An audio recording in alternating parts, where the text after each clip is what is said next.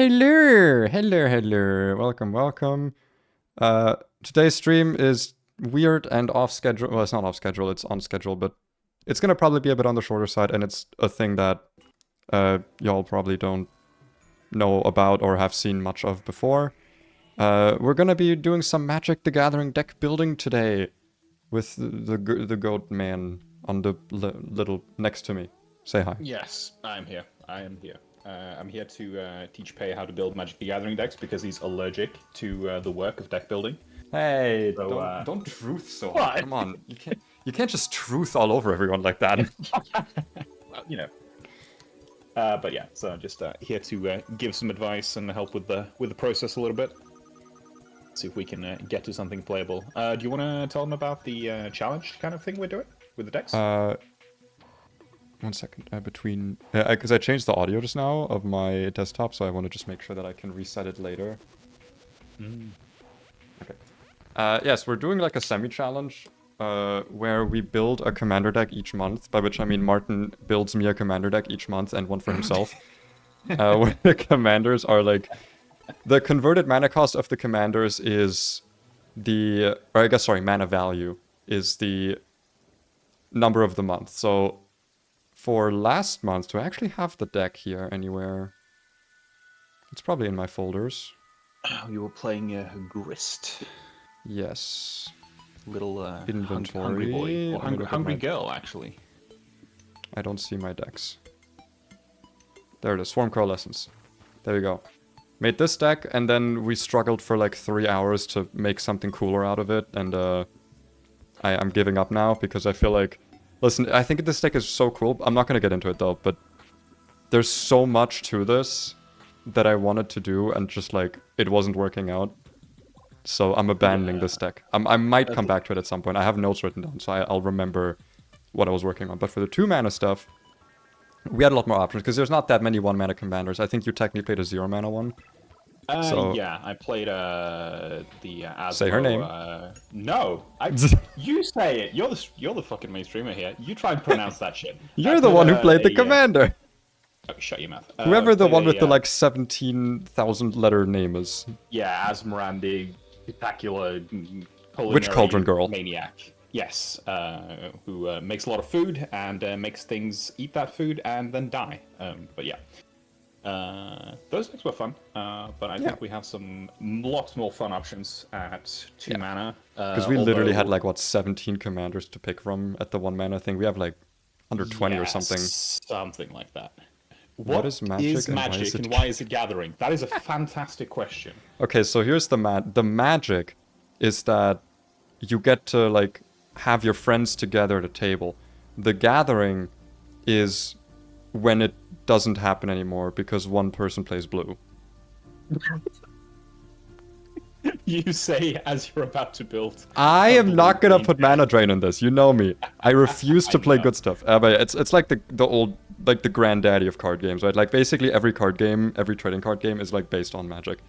That's not like oh, this is the best, most original one, but like it is just literally the first one. Magic the Gathering has been around since like what, 1980?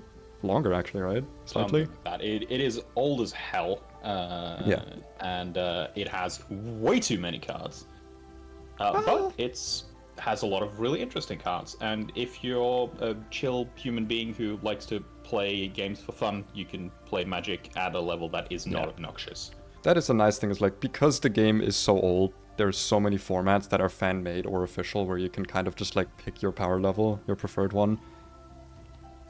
And also then there's the whole thing of just like finding a table with players that play at your power level as well. Find people who pass the vibe check. Exactly. It's like, honestly, this game is the closest to a D&D card game in terms of like the vibes that exist, which makes sense because they're both from Wizards of the Coast, but you know. Or they're both a lot of D&D things that actually straight up just exist in Magic and vice versa, actually. Yeah. They're like technically the same universe, right? The same like multiverse, I guess. There's enough stuff to support that, but there's never been like a 100% official confirmation. But yes, I have thought about actually making Magic content before, like lore, you know, but I've not kept up with the new lore. If I'll do something, it's going to be about Slivers or Eldrazi. Nice. Because that's kind of timeless, you know. But yeah, the commander I want to build, you can see him, them, I don't know, it's a snake, who cares? Right there.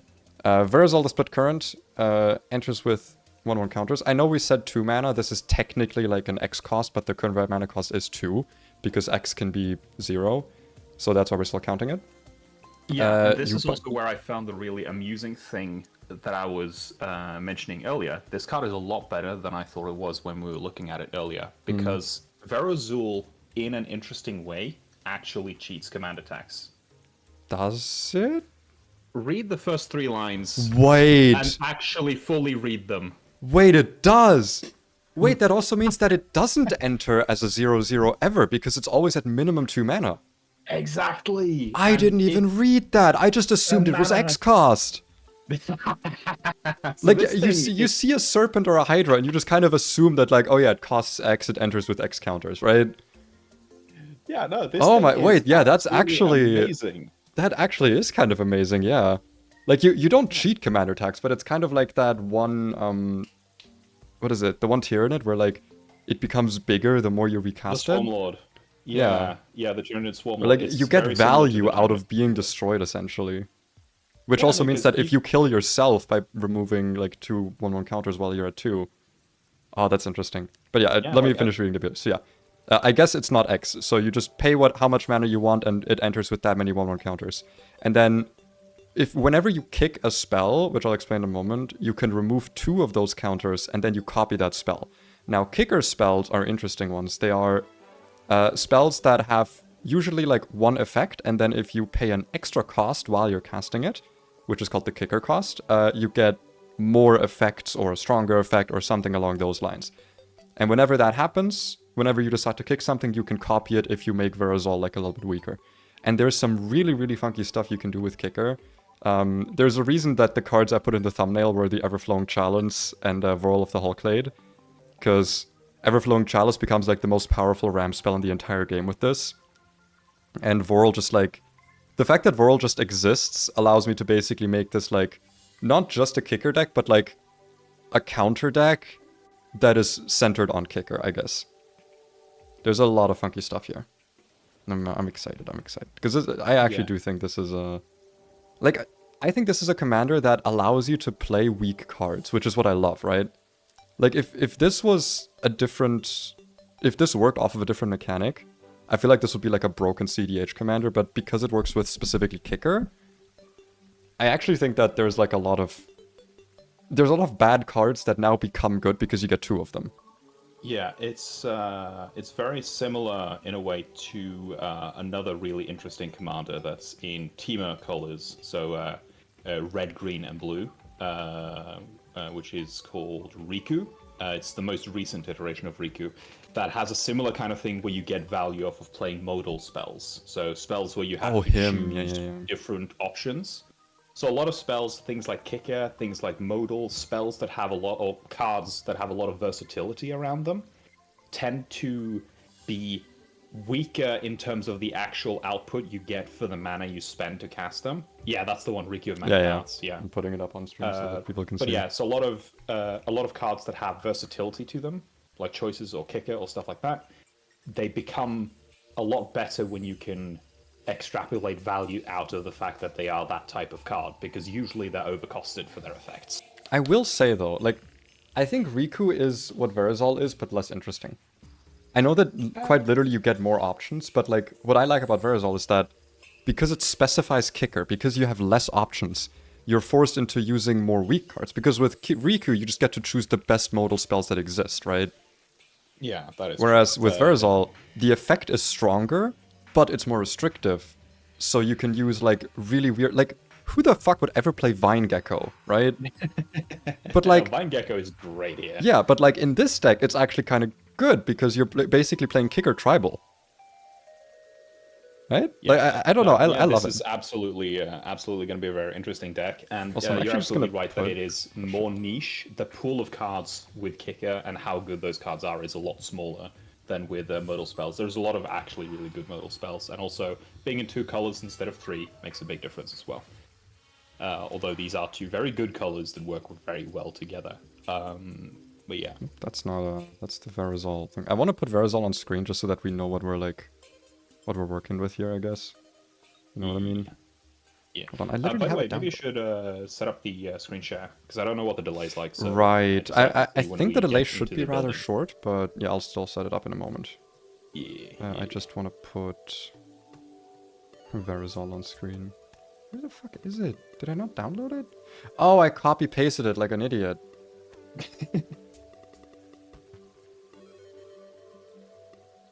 Okay, there we go. Download. And now I drag it over here, and then we can always see what the deck is that I'm working on. I'll put it like here. Put like a little Verazol right over here. Actually, I guess I want people to be able to read it, so I don't know. Top left, sure. That's where people can like always read the card. I trust you to just be able to like see my whole ass screen. Screen share, screen number 2, and then you can see this. And that should be good.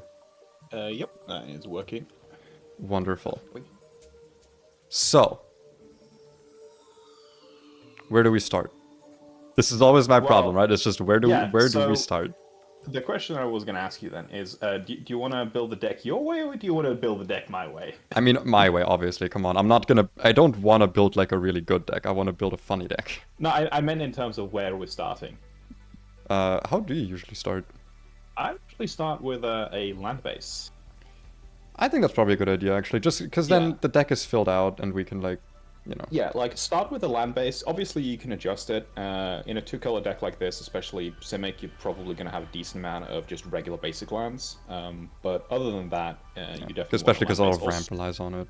Yeah, and when you're starting with the land base, as much as there's a lot of good stuff on EDH Rec, you probably want to start by taking a look at this one instead. This one has all the Simic lands. All of them, I see. We can start at the bottom and then work our way up. Is already my here. recommendation. I know you're here. Funny. Not doing that.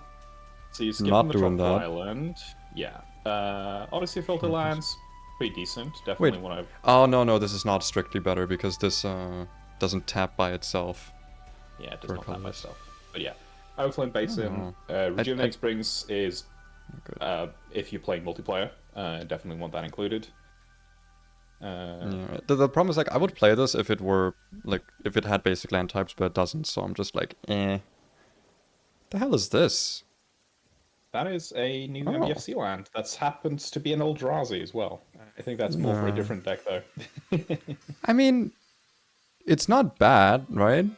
If I'm gonna have a lot of mana and I can just like, I need some next turn, it's a big creature to block with. Like, this is the kind of shit where I'm like, it's options. It's options, but like it's not playing into what your deck is really going for. I guess, yeah, like, I would like having some treasures or Eldrazi Scions to pay for my kicker stuff, but yeah, it's probably not that great. Yeah, we have other ways to get to that. I don't know if bounce lands are really what I want have here. the base stuff. Bounce lands, probably not a big deal unless you're going to do a lot of landfall stuff. I tend to not run bounce lands unless I'm doing some kind of Amulet of Vigor shenanigans. Which It's I a know you're familiar marketplace, with. that's why. I was like, why is it? Why is Adblock blocking this website? But yeah, you're definitely gonna want Filter Land, Fetch Land, Shock Land, Odyssey Land, and Surveil Land. Yeah. I'm gonna... Can I actually do like a secondary browser source or something? I don't know if you can pull from this page. I know you can. No, I can't. On some. I mean, I'll type them in. It's just I pull. don't know if I can have like two things on screen essentially, but that's fine. Yeah, So I'll do Flooded Grove. That's always a nice one. Yeah, like I can go through the list and name them for you. Flooded Grove. Just so you That'd can have actually be the really tapped up page convenient. open. If you can do that for me, that'd be really convenient. Yeah. So you want to have the Overflowing Basin.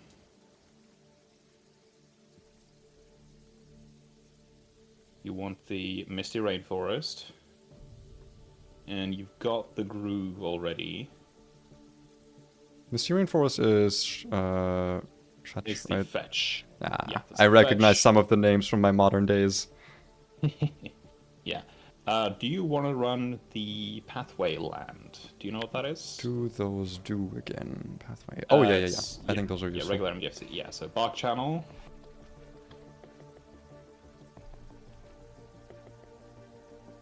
And then the Breeding Pool, which is the Shockland. Classic. Mm-hmm. I used to play so much Simic back when I played Modern, so these ones I recognize. Yeah, and you want the Hedge Maze, which is the fetchable Surveil land. I just tapped, but, you know, Surveil is really good. What is it called exactly? Hedge Maze. There's a space between Hedge and Maze.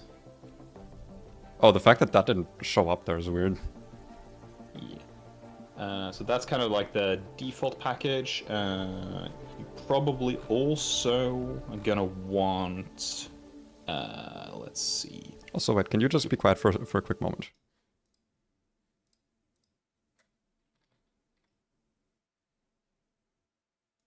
Okay, yeah, so I just wanted to quickly do an audio check of the stream to make sure that you're actually audible. Alright. Yeah. Aside from that basic package, obviously a basic island, basic forest in an amount. I think land count wise, you're probably gonna be like 36, 37 here maybe. What the hell is Foundations? Wait, that's gorgeous. Yeah, I know. Nope. I want to look at the Foundation land. Oh, that's pretty... Yeah, it kind of looks AI generated from like this far away, but I'll look at that in a moment. Alright. But yeah.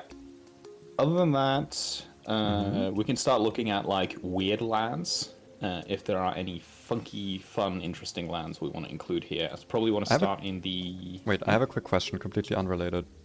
Architect... Is Architect more visual? Because right now I'm just entering text and that's really boring. Architect is more visual, yes. Okay, can I do it without logging in? Can I just like make a deck?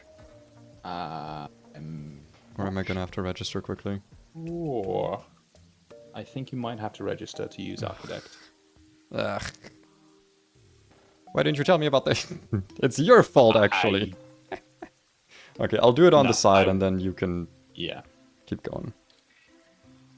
But yeah, so you probably now want to start looking at like some more interesting lands to fill out that are going to be synergy pieces to what you're trying to do, and also ones that give you utility. Two big ones that you're definitely going to want to include is Otawara and Boseiju. That's always true, yeah. Yeah, those two are incredibly good. It's Otto, not Odo. I don't know this card. Otawara, not you at the end. There. Okay, you said that weird.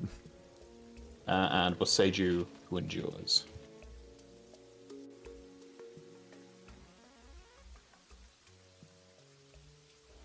Mm-hmm. And then we can start looking at some more lands that are like synergy to what you're trying to do. Are there? I guess we can go back here for that. Yeah, I mean, yeah, now we're looking at EDH Rec. So down at utility lands. That's utility. Nice.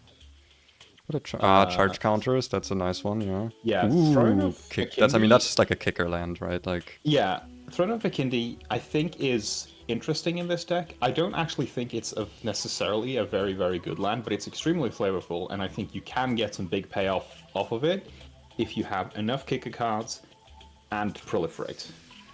I mean, I feel like it's just like a good land to have. I'm not saying I could win off of it, but like close to that. It can be value. If the deck is focused enough on the things that you want to do, it can definitely be value.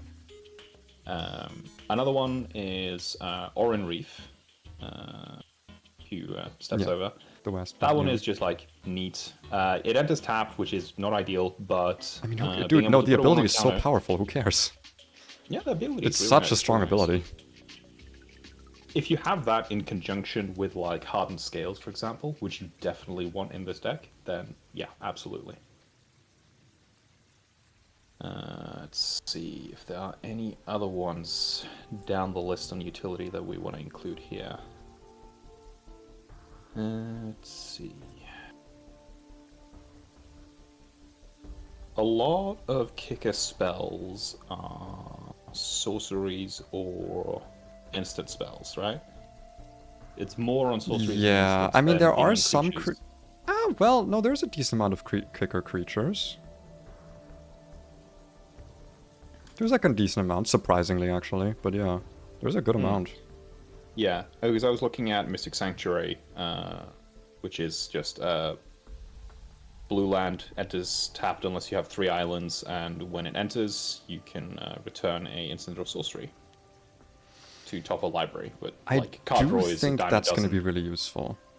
Yeah, Because Mystic 1, it's Sanctuary fetchable, is- because it's an island, and 2, like, yeah, I'm going to have a lot of creatures, but I am also just going to have a lot of instants and sorceries.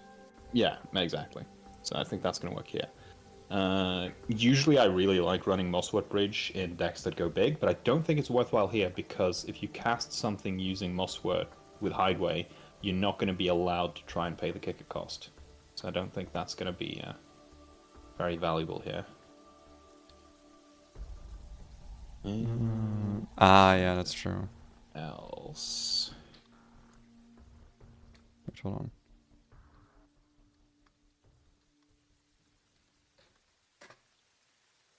Okay, I've made an architect account. Alright, very nice. On the side. There we go. Listen, I love this, but maybe it's time. Maybe it's time to switch. I'll name you Verazol Work in Progress Deck. Private for now. I guess unlisted actually. Game type. Okay. Oh, I see. You just leave it at any, and then you add Verazol there, and you can import the cards once you're in there. Sweet. Create. Oh, that is a lot more visual, yeah. I think if you just click import cards, you can. Don't think you can quick add the entire entire thing. Well, then in that case, let me put this in a text document quickly that I have on the side, because I've got my notes on the side, and then I'll do that. Yeah, there's import cards a little bit further up. You might be able to get all of them in a batch. Oh, that's so fast. Wait, import cards. Oh, there. Oh, thank you. Oh, nice. Save. Alright, because this uses like a different format of Yeah, you might have to remove the like version thing, which is, that's like the one thing I don't like about Architect, is that like this is the one website that doesn't use the like standard Scryfall card. formatting. Yeah, formatting. That's the word. Thank you. There we go. Ah, that's a lot nicer to look at for a stream. Yeah. Hell yeah. But yeah, I think Back to it. right now, without seeing Also means I what can't kind just of remove stuff, Verazol here. yeah, without seeing what the deck looks like once we've started adding more stuff, I'm not really sure what more we need to add for lands, because it's going to come down to like what kind of utility do we need. Yeah, it's true. Obviously, like Yavimaya is nice to have, giving you that color fixing. Bling is important. Yeah, it is. You need good bling. Yeah, fashion decks is the true end game. Don't bring that to me. Don't bring that bullshit my way. Nah, it's not bullshit. What are you talking about? Okay. So we do. What does current bastards do exactly? Yeah, no, I mean proliferate on a land is just. Yeah, it's neat. Like it's a nice place to dump mana once you have plenty, and if you have Yavimaya, you're gonna have tons of color fixing and be able to get the lands you need. So you're generally not gonna be starved for color pips. Run with McKindy, yeah. Reef. Was it Oran Reef, right? Oran Reef, the Vastwood. Thank you. Sorry, Oran Reef to me just means Oran Reef Hydra. Yeah. That's what that means to me. Yeah. Alright. You're probably gonna have a decent amount of card draw as well. So because you're Reliquary in Tower. Simic. I'm So not including Reliquary Rogue's Tower. Passage. I don't care. Listen, I've put Rogue's Passage in almost every deck, because every deck tells you, oh, you should have it, you know, it might be worth it. I've never activated it. I've never once activated it. I've never seen Rogue's Passage actually do something. I have seen some of the other lands that can do the same thing, but for a lot less mana, but like with some kind of restriction. Like, whatever that... for instance, sake, what's that thing called again? There's one that's like, legendaries gain fear. I think it's... and then there's one that's target creature with total with power less than 3 can't be blocked. That's a lot cheaper. Those I've seen actually be used for like something helpful, but never the fully hey Marty, I just wanted to look at something for a moment here. Whenever you cast a spell, proliferate. Yeah, that's fantastic. That's because it says cast. You want to know what? Yeah. So. Oh wait, no. Copy doesn't. Copy doesn't cast. Wait, no. Right. Cast. It was the opposite. Still good. It's still good, but I was like, wait, do I get double triggers off of that? Because that would make the kicker effect like free. You do not. Damn. You do not. However, I really like the exact page you stopped on just now, because you're looking right at the one really good counterspell that should go in this deck. Yeah, counterspell. Repulsive Mutation. Put an X when one comes into creature control. Ooh. Yeah, because I can also cast this without actually countering something. Yeah, as long as you just have... yeah, you can cast it without countering, and also you can just cast it for 2, and just, if you have a big creature, it's a 2-mana counterspell. Oh yeah, because it doesn't actually care about the counter, it just cares about the number of... Or about the power itself. Exactly. Also, what is this? Each creature you control with a 1/1 counter on it has add 1 mana of any color. Oh yeah. I want you to look at that card, and then I want you to go to Quick Add, and you write Enduring Vitality. No, I know. There's there's also, like... Oh, sorry, not Endurance. Enduring Vitality. The fuck? No. I mean, there's also the... What is it? Growing Rights? Not a Cryptolith Rights. Cryptolith Rights. Yeah, Cryptolith Rights. Like, I know that this effect is not that powerful, but... Like, -1, put it 1/1 counter on something with Proliferate. Like, this guy can stay alive for a decent while. He might get the cut, but you know. Yeah, he's definitely a maybe board card, in my opinion. Definitely. Does Architect have maybe boards? Yes, just mouse over it and press M on your keyboard. You don't have to click, you just mouse over and press M. Oh, there he goes. Into the maybe board. Banished. Errors. Ah. Yeah, you don't know. I mean, yeah, it's... Thank you for giving me that error, thank you. But yeah. Okay. Let's go from the top, actually.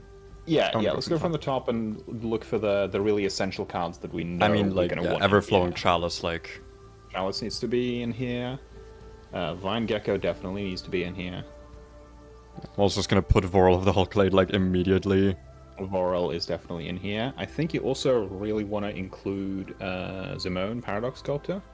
At the beginning of combat, you can put 1 counter on up to each of 2 target creatures, and it also doubles. Okay. Yes.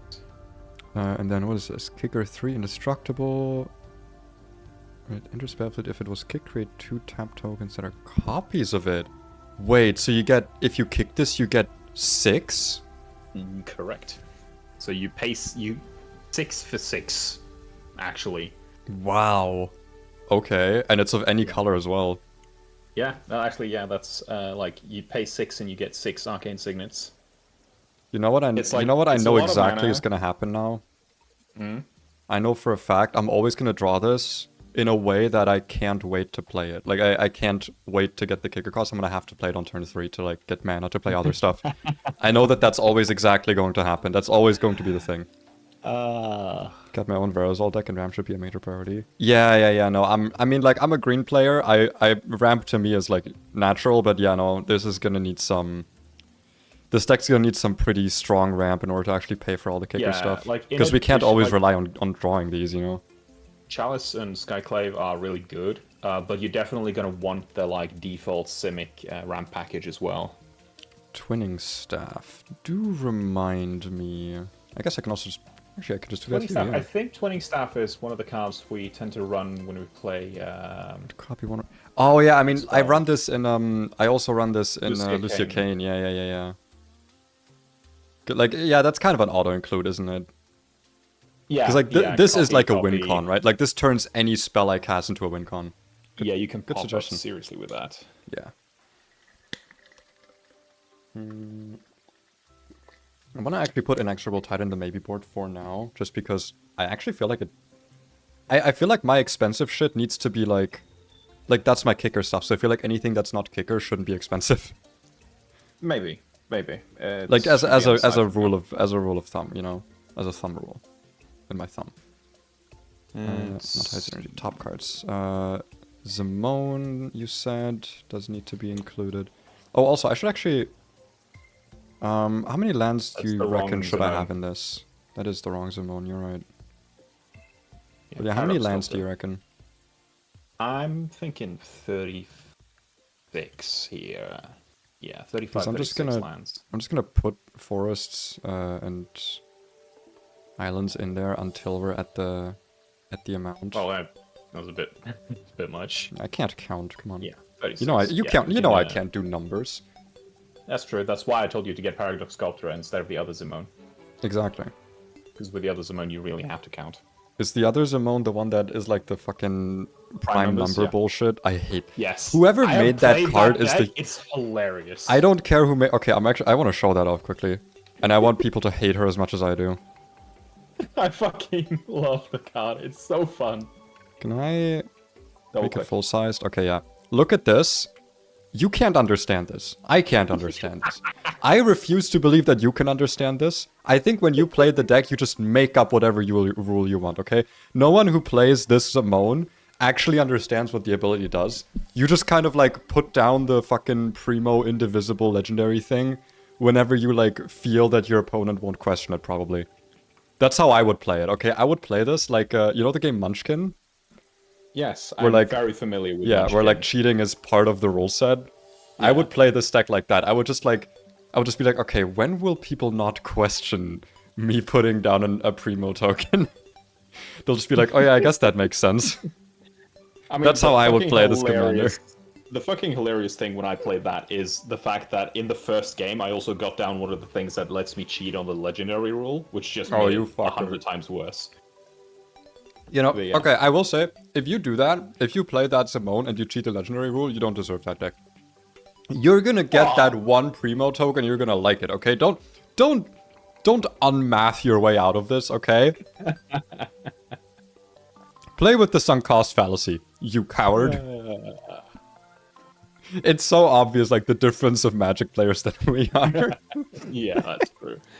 That is very true. That's very true. You'd go 40 lands? I see that comment, and I agree with you on the you can't be missing land drops in this deck, but there is a difference. I mean- like there are a lot of cards that are going to make sure that you don't miss the land drops. I would much rather have enough card draw to make sure that you don't miss the land drops. I mean, rather I also than want to risk say land here, flooding. like, as a green main, right? As a green connoisseur, Go on. I feel like, you know, like getting ramp, like land ramp, only matters up to a certain point unless you're playing landfall. Because like, if I have 7 lands, it doesn't matter if I miss my land drops, because by that point I'll have tutored up an Everflowing Chalice that's gonna give me more mana than all the lands in my deck ever could. Yeah, no, like Right? I think like between 34 and 36 is the sweet spot for this deck, assuming that we're running a good ramp package, and Yes, also yes. dependent on what our mana curve is like. 40, I think, is too much. I would at 40 lands, almost no matter what deck I'm playing, unless I'm like playing Hazazon or Curie, I think 40 is too much of a risk of land flooding. Yeah, like, that's also kind of my issue, is that the higher in lands you go, the more likely you are to draw lands and not land ramp. Which, you know, land ramp takes 2 cards out of your deck, potentially more, whereas playing a land just takes 1 card out of your deck. It's a typical thing of, like, why fetch lands are good. Because you Yeah. thin your deck. Amongst other things, yeah. Yeah. Like, I'd much rather have 4 extra ramp spells than 4 extra lands. But yeah, no, I mean, definitely I haven't tested the deck, so maybe you might be more correct than me in this case. I will admit, I don't know the math. I know that there's probably like some objective math about how many lands one should include in their deck. I've never looked at it, and I usually vibe out my land base. I feel like Thieving Skydiver is like a sideboard card. I mean, technically sideboarding isn't actually like a thing in Commander. It's just something we do. But Thieving Skydiver is definitely an interesting card. It's a piece of interaction that can let you do a lot of useful stuff against a lot of decks. Sometimes it can just be a 3-mana steal a Sol Ring. The fact that you can copy this thing, when you copy it, it copies the kicker effect of when you cast it as well. So like you can drop this for X equals 2, and you can steal a Sol Ring and an Arcane Signet. That's true, that's true. Or you can take away some kind of important combo piece from your opponent. So definitely, I think it has so much utility that Thieving Skydiver definitely wants to be in here. Okay. Because also, if nothing else, it's a 2-mana flyer that I can just drop down to block something. Like, I don't think this has no value ever. Yeah, no, it definitely has a lot of utility to it. And I think that's kind of where... I think the way you're going to be winning with this deck, like obviously it's a 1/1 counter deck that's going to get you a lot of mana and a lot of value. So the way you're going to be winning is by hitting face with something big. Be that be your commander or just something else that you're able to get onto the board and grow to just problematic proportions. I mean, I'm not gonna lie, I kind of feel like the win cons in this deck are very fluid.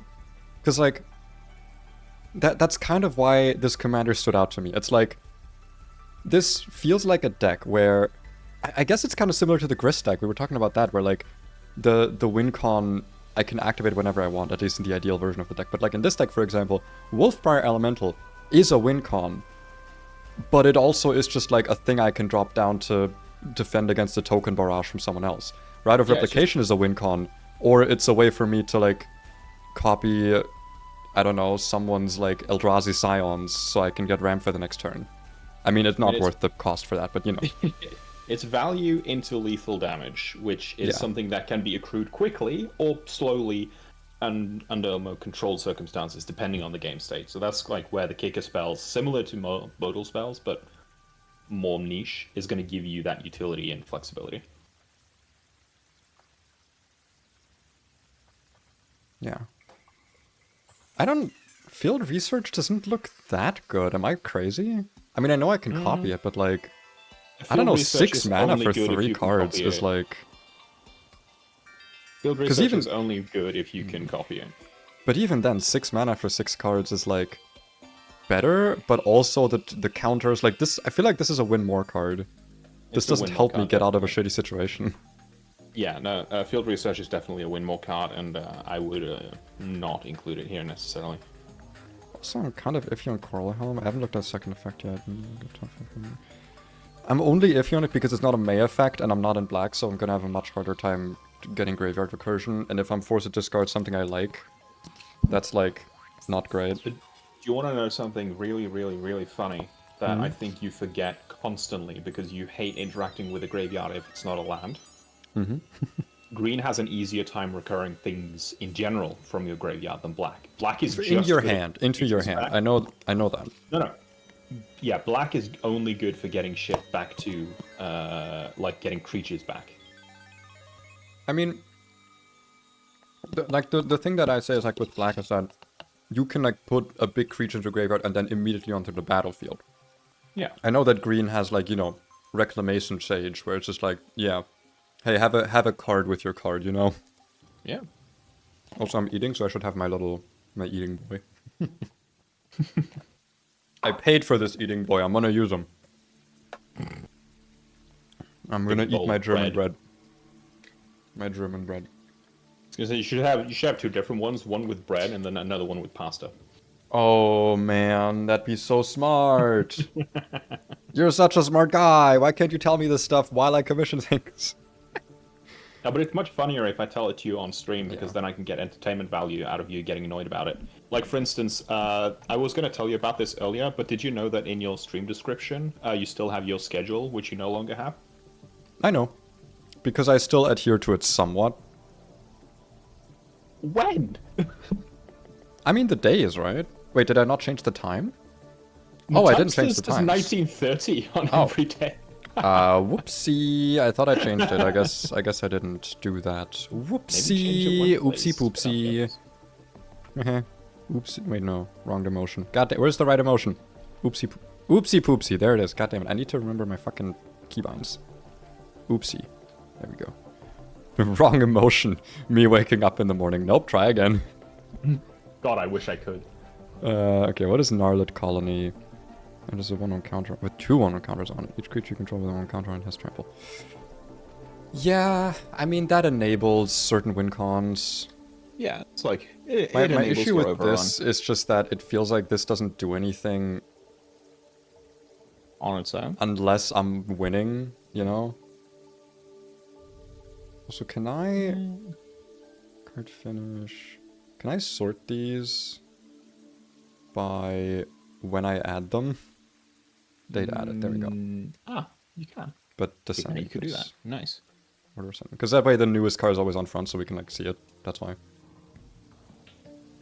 That's my reasoning. I just found a creature here that is hilariously good, but specifically in multiplayer. I'm just gonna put this in the maybe board, literally just because I feel like it is a win more card, right? Like, There's a really funny one here, Myriad Construct. cannot drag. Why can't I drag? Wait, how do I put it back in the main board? You press, I think you hold over and press A to get it to the main board. That doesn't make any sense. Okay, but yeah, what were you looking at? Myriad Construct. It was actually kind of funny, though it's specifically good in multiplayer. Middle you just scroll past it. Oh, this thing. Oh wait, I don't know this. I thought I knew this. Just battlefield with a 1-1 counter for each non-basic land your opponent's control. Ooh. Opponents. So I know, yeah, no. It can be I feel like chunkiest. this is also good outside of it. Because like you still like I know that it's like, oh, if you don't kick it, you get the 4/4 and then you get 4 1/1 counters, but like wait, target of a spell generally? Oh, sacrifices. I was like about to say like, huh? Okay. I thought I'd just get that anytime I target it, because that would be fucking broken. Yeah, no, that'd be ridiculous. Also, it only gets the counters if it's been kicked. It's never really worked. Yeah, no, I'm looking at Gnarled Colony as well, and like, I'm not saying it's bad, but it does seem like a card that you play it when you're about to win, and otherwise it's kind of useless, and that just like isn't the kind of card I would want to draw ever, except on like one specific turn in the game. So I feel like more often than not it would end up being like discarded to Coral Helm or something. Or just like sit in the hand forever. Oh, I actually have this card in real life. The Mole Shambler. Mole Shambler. I have bits of this is in the Jace versus Vraska dual deck, which is one of the first decks I ever played and bought. And I still have them, and I never sleeved those cards, so they have a lot of scuff. I decided that after I finally bought some sleeves, it wasn't worth it, because by that point they were already worn to shit. You know, that deck has like seen some shit. You know, Mole Shambler's absolutely going in. It's very expensive. It is? It's very expensive. It is a 3/3, but like... Yeah, but the thing is, you have to realize this is land destruction. Like, for 5 mana, for 5 mana and 2 1/1 counters, getting land destruction is worth the price. 6 mana, but yeah. 6 mana? No, it's 5 plus... Yes, you're right. It is 6 mana. See, this is why I can't play that other Zamone. I'm gonna play it against you one day just to watch you groan in pain. It's basically a worse Meteor Golem. Yeah, no, exactly. Like, Mole Shambler, at least from my experience playing it, is like... Considering how expensive it is surprisingly useful because, like, yeah, you can't destroy creatures, but, like, dude, artifacts, enchantments, equipments, there's so many targets for it. And the fact that it just targets lands is, like, an extra little... Like, this is a fucking... what is the word? This is like a little beast within that gives you the 3/3. Right? That's what I'm saying, basically. It's an interesting way to view it, yeah. Yeah, no, definitely. And for that price, I'd say it's worth it. Yeah. It's... If you can make sure that you actually reliably get enough mana to do that kind of shenanigans. That is, I was actually gonna suggest looking at the ramp package before we do any other stuff. Yeah, right now. that's probably a good idea. Let's throw on down to the sorceries. Yeah, because like, listen, I would love to just like get more funny cards in here. My issue is just like, I'm looking at all of this and I'm like, which cards I end up including just entirely depends on how much ramp I have, how many lands I have. Because like, Mold Shambler is a card that I am willing to toss out if my mana curve doesn't end up like agreeing with it. Because I also have to realize this isn't a 4 mana card, this is a 6 mana card. Wolfbriar Elemental is 4 mana ostensibly, but really it's like however much I want to pay. But like, yeah, like the actual mana curve of this deck is super deceptive. Yeah, alright, let's start with the basic shit then. Nature's Law, 3 visits.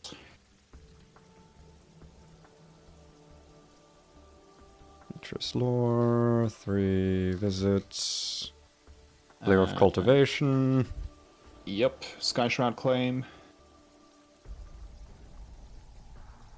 We also maybe want to see if we can find some kicker ramp spells. I don't know why, but that sounded like, dude, let's find some kicker ramp spells, bro.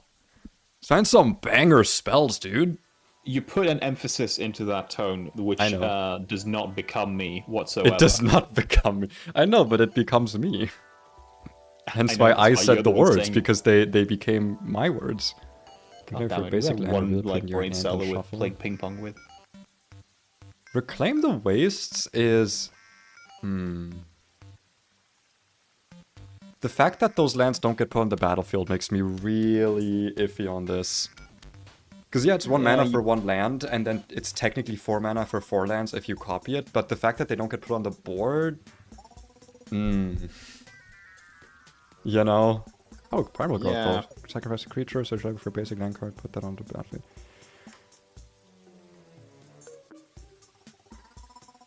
Hold on.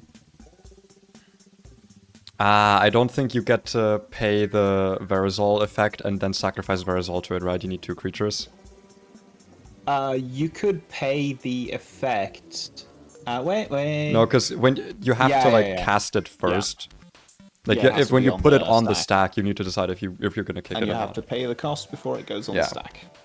Primal Growth, Vastwood Surge, Grow from Ash, so ridiculous. Hold on. Primal Growth is this one. I was gonna include it, yeah. Vastwood Surge. Where is that?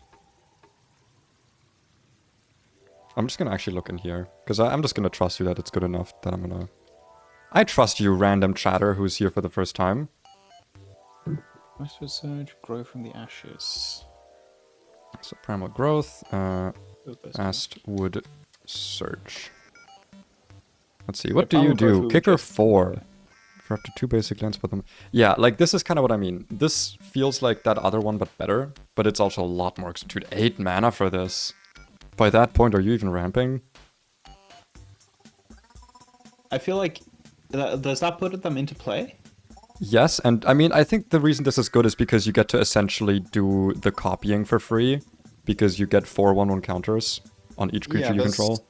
There's that part, and there's also, with Vastwood Surge, because it puts it into play, it can also play into if you have any kind of landfall effects, like if you have an Evolution Sage.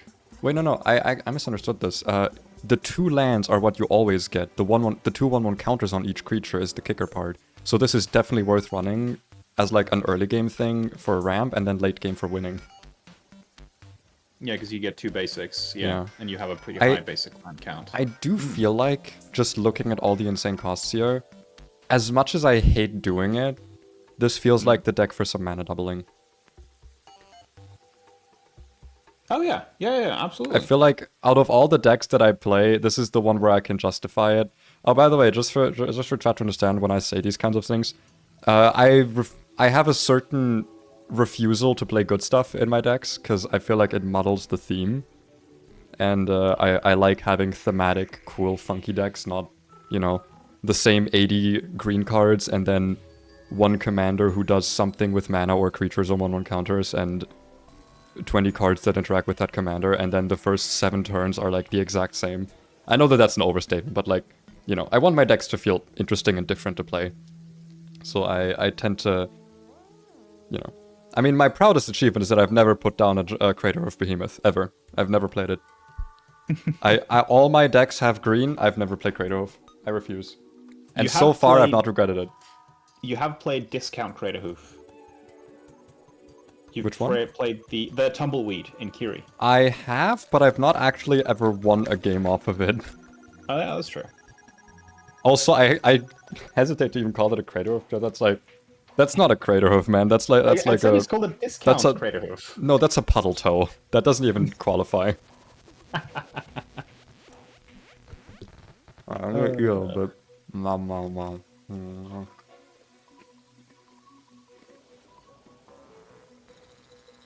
Yeah, we have a Skyclave Relic already in Skyclave Relic and also Everflowing Chalice. But yeah, no, like these two are just like I said, Everflowing and Skyclave, like you play these in this deck, you draw these, you just have mana. Like this is better than mana doubling. It's mana explosion. Mm.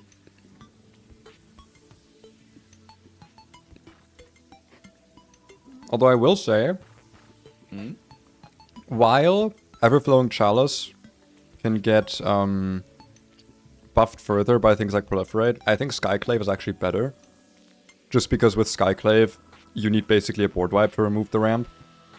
With Everflowing, you'd have like one piece of artifact removal and it's gone. Well, two, because if you kick it, you get two of them. But yeah. Well, I guess, yeah, but still. Yeah, that's true. You are going to get absolutely blown out by a Vandal Blast, though. Oh yeah, no, one Vandal Blast is my death. Or that, or like even just like a Farewell or something. Yeah. Like, I fully understand that this deck is going to make me a target even more... Because, like, Lucia Kane is explosive, but the problem is that it's not really sneaky. It's really difficult with Lucia Kane to, like, win from the back foot. Like, the opponents can basically always see exactly what you have because it's difficult to get enough haste enablers to do what you want to do. I feel like with this deck, because it can win more explosively... I don't think I'm actually going to get to have that much fun in a multiplayer game, but... It depends. Who knows, you know? Skyclave is also... Oh, wait, yeah, it is! Skyclave is indestructible, that's true. Ah, fuck. I kind of didn't even see that, to be honest. Huh, gonna need a like, to get rid of that. I don't know if this is like a cringe magic take. If an artifact doesn't say Darksteel, I don't think it should be indestructible. Okay, listen, that's my take on it. Stick with the theme, you cowards. Wizard of the Coast, more like Wizards of the Cowards, because you don't make every indestructible artifact made out of Darksteel. Wait, what? Darksteel Ingot, Darksteel Citadel, what else? I mean, Darksteel Colossus. Yeah, that's right. Blightsteel, I guess, is technically still Darksteel, just blighted. Yeah, that's true. Isn't Karn also made of Darksteel? I don't. Maybe. I think he is. Have you ever played a Blightsteel Colossus? You think if I refuse to put down a Craterhoof, I'm gonna play the generic version? I'm gonna play the fucking store brand, this goes in every deck version? No. I have way too high standards, by which I mean way too low standards for winning. I was gonna say, you have won through poison counters before. The hell is oversimplify? Exile all creatures. Each player creates a 0/0 green-blue fractal creature token, puts number 1 counters to the creature they control that were exiled this way. Why would this be in this deck? To give the total power. I mean, I guess if you're playing a 1/1 counter deck, this is nice, but like... I don't know. I don't vibe with this. Oh, Thirsting Roots, however. This is absolutely going in the deck. You're kidding me? 1 green for either a basic land or Proliferate. Abso-fucking-lutely. Also, yeah, looking at Simic Ascendancy, yeah, that's also definitely a card that you can run in this deck as an alternate win con, although I know you hate them. Counter each creature controlled. If your upkeep has 20 more growth. Nope. Nope. I don't do alternate win cons. There's one way I'll win, and it's if your life counter reaches 0. I'm not gonna win off of a weird bullshit, okay? Ooh, look at me, I'm a blue player with a lot of card draw. I'm just gonna put a Laboratory Maniac in my deck just to be safe, you know? You never know if you play against a mill deck. Fuck you, coward. Counterspell the goddamn mill. Now, you know there's one way to beat mill decks? Shuffle Titan. True. Or, Best way to do it. Alternatively, just level their whole deck. Give them one turn of, like, the most fun they've ever had. And if they don't win, they lose. I think Leveler should be like a card that, like, randomly appears in people's decks. But only if they're playing against Mill, or, like, similar strategies, you know? Like Lab Mac decks. I think, like, it should be like the Jokers in Balatro. I guess they don't work that way there, but, like... Have you heard about Treasure Cruise? Yes. The fucking Delve card. I was around when that released. No, the format. Oh, never mind. I thought you meant the actual card that was, like... There's a format that's named after it. There is a No, what does it do? I mean, it's basically you play... Oh, you're asking the guy in the comments? Or the... No, I'm asking what the format is.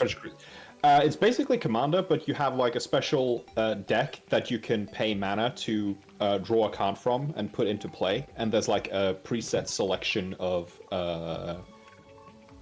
treasures and curses in the deck. Mm-hmm. Oh, so it's like the deck of many things, but magic?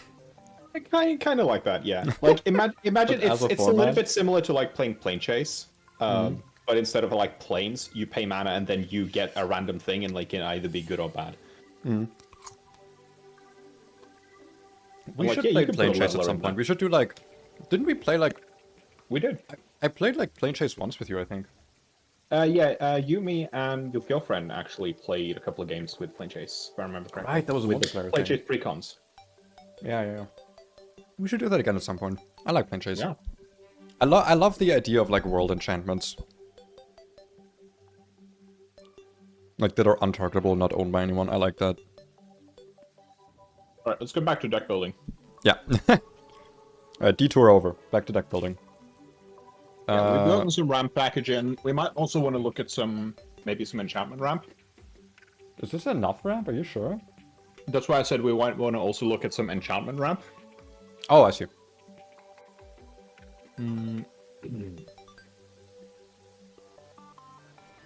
Like Wild Growth is an obvious one. Wild growth. I mean, I'll look at it in here, actually. Wild growth. Enchanted land. I don't know if that's an obvious one in here. I mean, it's a 1 mana ramp that gives you 1 more mana. It's there for the simplicity of it just being more. I don't know. I'm never a fan of this stuff unless it actually plays into the deck somehow. Like, certain lands can go pretty hard with this. But, like, I don't see a land that would go hard with this. And... Oh yeah, it doesn't, like, combo off anything. Yeah, like, for generic ramp, I just am not the hugest fan of it. Wild Growth is one of the best turn on plays. I mean, Soul Ring exists, but, like, even... I guess it also is, like, kind of mana fixing. Well, not... sort of, I guess. I don't know. I've never been a big fan of it, but I'll put it in for now, I guess. Yeah. While we're at enchantments, there's a couple here that are obligatory for you to include, by the way. Control against flying. No, I'm good. I'm good without the... Hardened Scales. Oh yeah, obviously. And also, I really think you should run Court of Garenbreak. Because like with Hardened Scales, I can do something like turn 1, I can do like a Hardened Scales. Turn 2, I can do like a, I don't know, tap land, and then turn 3, I can play my commander for 4 counters. So what was the one you said? Court of Garenbrig. Garenbrig. Yeah, you've absolutely lost your shit at me for running this card at one point. I think it was when I was doing the... it was when I was doing the Axolotl counter 1/1 counter deck. I don't remember that. And I had that like one otter that gets like cannot be blocked by things smaller than it. Oh and it god, just that becomes fucking humongous. thing. Yeah. Unreal, man. Yeah, this Yeah, is no, very this good. is Very good card. like just like having consistent counter generation, especially because it's 2, like just allows me, like just keeping Verazol like somewhat pumped is just like a really keeping good them thing. popped up. Yeah. Yeah, I also Coming think this is a whispering very obvious doubling season deck. Yeah, absolutely. I don't really care about tokens as much as I care about counters here. Kami of the Whispered Hopes. Fanatic of Ronus, yes. Absolutely. That is true. Fanatic of Ronus is a fantastic mana dork. Ronus. Oh, with Ferocious. Yeah, no, that's gonna activate a decent amount here, because if Verazol is just like cast for 4 mana. Yeah, Yep. no. What does it turn up? Oh, yeah, and it combos with itself. Yeah, that's gonna be pretty good here. Yeah, Fanatic of Ronus. Also, I Definitely, will yeah. say, this is a deck where you probably will be casting your commander like multiple times. Oh, absolutely. I mean, like, I'm probably gonna be the one killing him a lot of the time. I know you hate it, but you're going to want a Delighted Halfling in this deck. But he's so boring. Can't I run the cool birds? The birds are like way cooler. I mean, you can definitely run Birds of Paradise here as well. birds. Birds of Paradise is a good play. Birds of Paradise is a good play. A bird token. So many Birds of bird Paradise. tokens. It's just a more boring bird. It's just boring. It's actually better because it makes your Verazol. No, it's boring. Boring. Let's see, what other stuff? Ooh, fuck, what's the name of that one Tyrannid 2-mana mana dork that adds a 1/1 counter to the thing you play with it?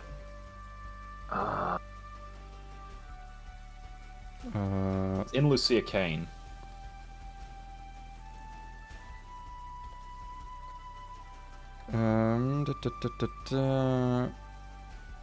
Nexus? No, that's the Yeah. that's the one that has the basic lands, only cast this to cast spells. Biophagus! Yeah, Biophagus. That was the one. Yeah, that's absolutely a good one in here. I honestly don't understand why they made everything, like, technically a keyword ability for these decks. Oh, for I the don't know what it 40K decks? adds. Yeah, I don't know. They were Like, did they weird. just want to write down the word genomic enhancement? Put it in the flavor I text think sheet. so. I think so. I think they were on something when they were making the Often we 40K want decks. bonus at even Yeah. mana cost so that we can remove the counters and it dies?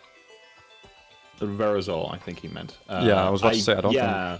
yeah. Yeah, you probably generally want to make sure when you cast Verazol that That it it's enters like- with an even yeah. amount, so that you don't end up with a 1 counter. Yeah. No, obviously that's- you can have ways to remove it, or ways That's to why add I extra said counters, but yeah. that's why I said I think Hardened Scales is so good here, because I can play it for uneven, like at turn 3, for example. Yeah. Right? And that's also a really nice thing with the fact that it is X cost, so you can always like adjust up 1 if you're off by a bit, depending on what you And have since on Commander the board. taxes 2, I can always work with that. Yes. Let's see. I'm gonna keep crunching a other little bit. I love, like, dude, I'm such a basic bitch when it comes to, like, snacks. I just love me some good salted crackers. I don't know, man. It was just so good. I think you also want Innkeeper's Talent. I do have those in real life. Innkeeper, not Incubus. Oh. Oh, never mind. What are you on, buddy? I thought you said Incubus's talents, and I was like, I do have those. I know, that's so meager. That's Look, so meager. I know my mind is like almost constantly in the gutter when I'm off stream, but like I know I'm on your channel. I'm trying to be like PG here. My channel isn't family friendly. I don't know. Listen, I don't. What do you mean? I never said your channel was family friendly. That's not what I was talking about. Look at my fucking PNG tuber. I'm always straddling the line. Nah, it's a lie.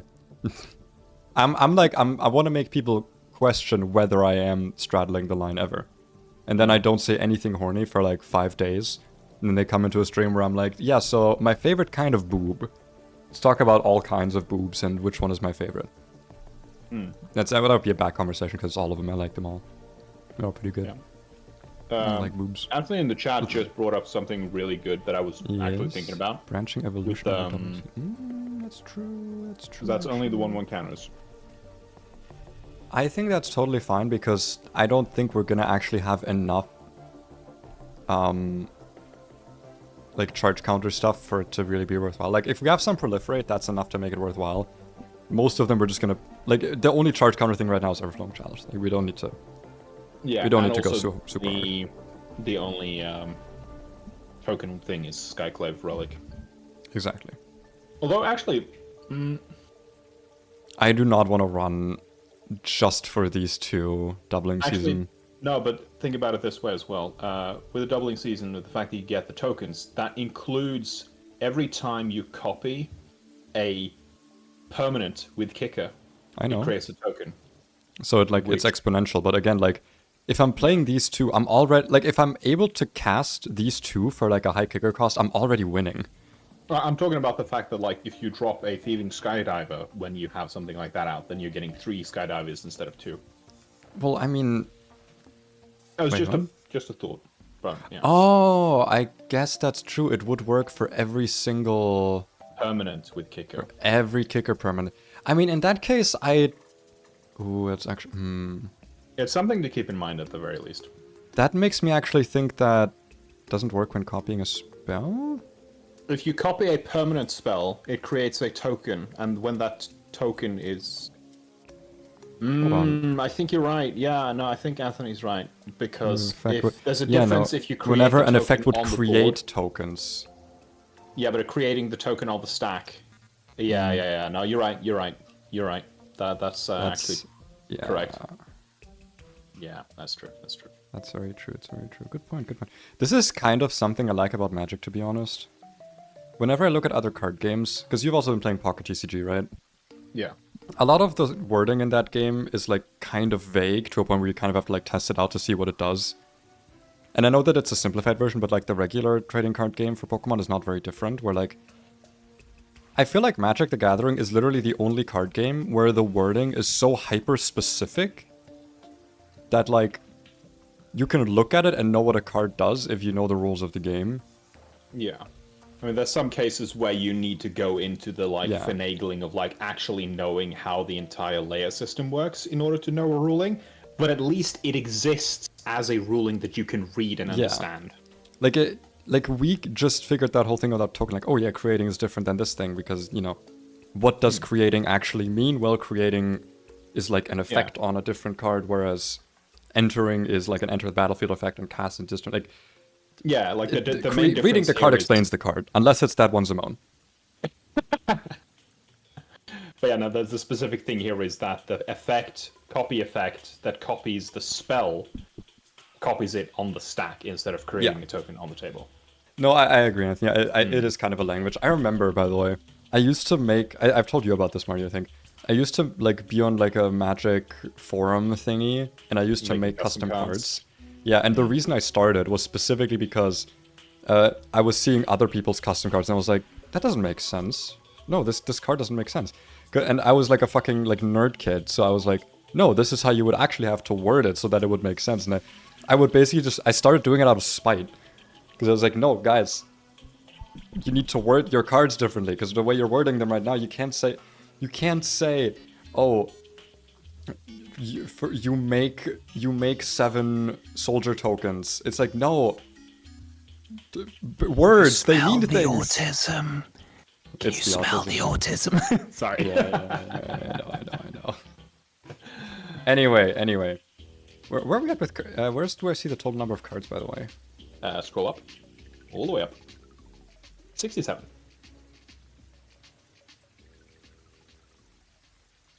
Do you not see it? No. Oh, there it is. It was in gray. It was in light gray. So that's my excuse. The numbers make sense. That's the Zimone deck. The numbers, what do they mean? Well, no, you know that they don't mean anything in that deck. I know what they mean. I play the deck. Yeah, that's what you want me to think. And you're gonna play a fucking... You're gonna have like a single Munchkin card sleeved with like a proxy print of a magic backside in that deck as well. I know what you're up to. No, that's like a tester card. Yeah, to test. Yeah. Yeah, they look like Munchkin cards. Like legit. I mean, the only testing card I've ever cared about is the Colossal Dreadnought. I really want to play the Colossal Dreadnought deck. I hope they print that card at some point. It is printed. The tester cards are printed. They are like actually physically printed. They're just not distributed to consumers. But like, are you allowed to play them? They're not legal in any format. Because I was about to say, like, I want to it. have like... Oh, hold on. Can I find that quickly? It's on Prof's channel, I think. There's a game where one of the I know that's how I know designers. Yeah. Dude, we're just yapping off. We have a deck. We are. Wait, here. This is the card. The Colossal Dreadnought. You may cast creature cards as though they were a Colossal Dreadnought. I keep saying Dreadmaw. It's Dreadmaw.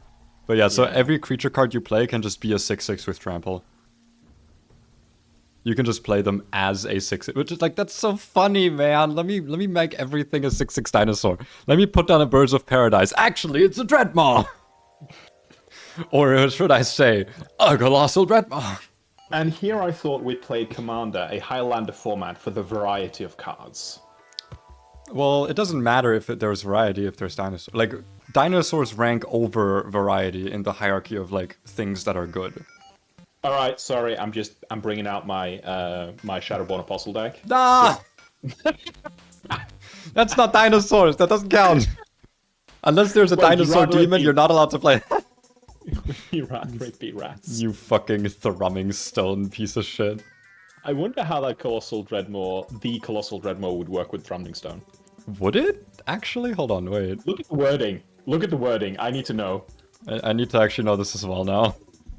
No, like it's the problem is going to be the issue is going to be on Colossal Dreadmaw what it says. Nah, you can't. Doesn't, because you can cast them as a Colossal Dreadmaw. They are still different cards in your hand and in the deck and whatever. Okay. Yeah. Because if it said that they are that card in your hand and deck, then Thrumming Stone would work, and it would be disgusting and hilarious. Anyway, let's get back to deck building, guys. Come on. I completely forgot where we left off. So I feel like right now we have like kind of a like. So we've got our land base. I feel like we could use more ramp actually. We could definitely use a little bit more ramp, and then we need more just stuff that moves us towards the win con. We need more value. The two things I want to look at are more creatures like Wolfbriar, or spells, I guess it doesn't need to be creatures, but like more stuff like Wolfbriar where it's like a good early game card that I can also play as a win con. Or I guess mid game, we have enough early game stuff. The other one I want to look at is, I hate it, but I am in blue. I'm gonna need some protection, so counter spells and things like, like just protection spells. Protection and interaction. Yeah. Would be suspicious of repulsive mutation over something like Arcane Denial or Free Can Refuse. I don't know what those words mean. I mean, you probably want, like, I know Pei is going to want Repulsive Mutation just because it's flavor in this deck, but absolutely, if you're talking blue counter spells, Off You Can't Refuse, Arcane Denial, Flusterstorm, there's a bunch of just, you have Repulsive Mutation. Right. That's the... Oh yeah, I'm absolutely keeping it. Yeah. But like, there are definitely other counter spells that are going to be more efficient in terms of mana. That's true. I refuse. You're gonna Sorry, want some. this is who I am. Okay, you can't stop me. You will want some of them, but yeah. I'll have some of them, but listen. You can never get me to pick Mana Drain. Let's round out the ramp package with some artifacts. Yeah, that's why I scroll up here. I mean, like both of the Ozoliths are auto includes. Yeah, that's true. That's hella true. I mean, unfortunately, the counters you take off Verazol won't go to the Ozolith. Well, no, but everything else will. And the thing is, I can move counters from the Ozolith on. Like, that's more what this is here for. Yeah. Is putting them onto Verazol so I can... To have more stuff to work So why do you say Verazol and not Verazol? I don't know. Because now you have me saying it, I just realized. Yeah, I'm rewiring your brain. Why would we need Lightning Greaves in this? Greaves? I mean, Shroud is nice, I guess, but like, we don't really. Shroud is nice, and it's nice. Like, if you're towards the end of the game, like you replay your commander for like 10, and it's still gonna hit for 10, so like you can just smack. Kind of disagree with Bone Sabers as well here, just because I don't really want to attack with Verazol, and also 6 mana is kind of steep. I mean, I would absolutely say you probably do want to attack with Verazol. I don't want to rely on it to get my counters. No, you don't. No, yeah, you're not going to rely on it to get counters. I also don't think you should run Bone Sabers, but I definitely think Lightning Greaves is going to be nice because if you can protect him from being removed, then you're going to be able to use his counters rather than someone else is going to have to expend more to remove him. And also, by the virtue of the fact that you will be stacking a lot of counters on him, winning with commander damage in this deck is definitely something that's viable, that can happen. In that case, Garruk's Uprising might be worth it for the trample, and also because every time you it is going to trigger off of my own Verazol. Yep. And a lot of the stuff that I want to win with doesn't actually have counter. Like if I look at, I guess not Kami, but like Wolfbriar doesn't have it. What are some of my other... I guess I don't have any other stuff yet. We're going to go looking for more creatures that are going to be... Because, like, we're sitting at 13 creatures. We want more. Yeah. Like, a lot of the stuff that I feel like I'd want to win with would enter, and then I would give my opponent a turn. And like, haste is one thing, but, you know, like, trample definitely... Yeah. Garruk's Uprising. There we go. You start going for protection, mutational advantage as fun, and card draw for... Yeah, Evolution Fathom Sage Mage is, really is nice. always... Like, Fathom and Evolution Sage are just always kind of good, right? Yeah. I feel like those are like Simic good stuff that I'm kind of okay running.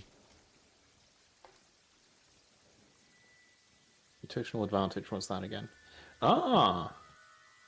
Oh, yes. Yeah. That's a good one. That's a good one. Mutational Advantage, yeah. Oh, yeah, no, we looked at this, didn't we? No, the one we looked at was the one with the weird one where it was like, get 1/1 counters and everything phases out. Which one was that again? Yeah. Oh, I don't remember that now. Because that was one that I sent you yesterday. I was like, what the fuck is this? Who printed this? Yeah. Yeah. But yeah, you threw in Evolution Sage as well? Yes. Yeah. Kind of an auto-include, to be honest, here. Yeah.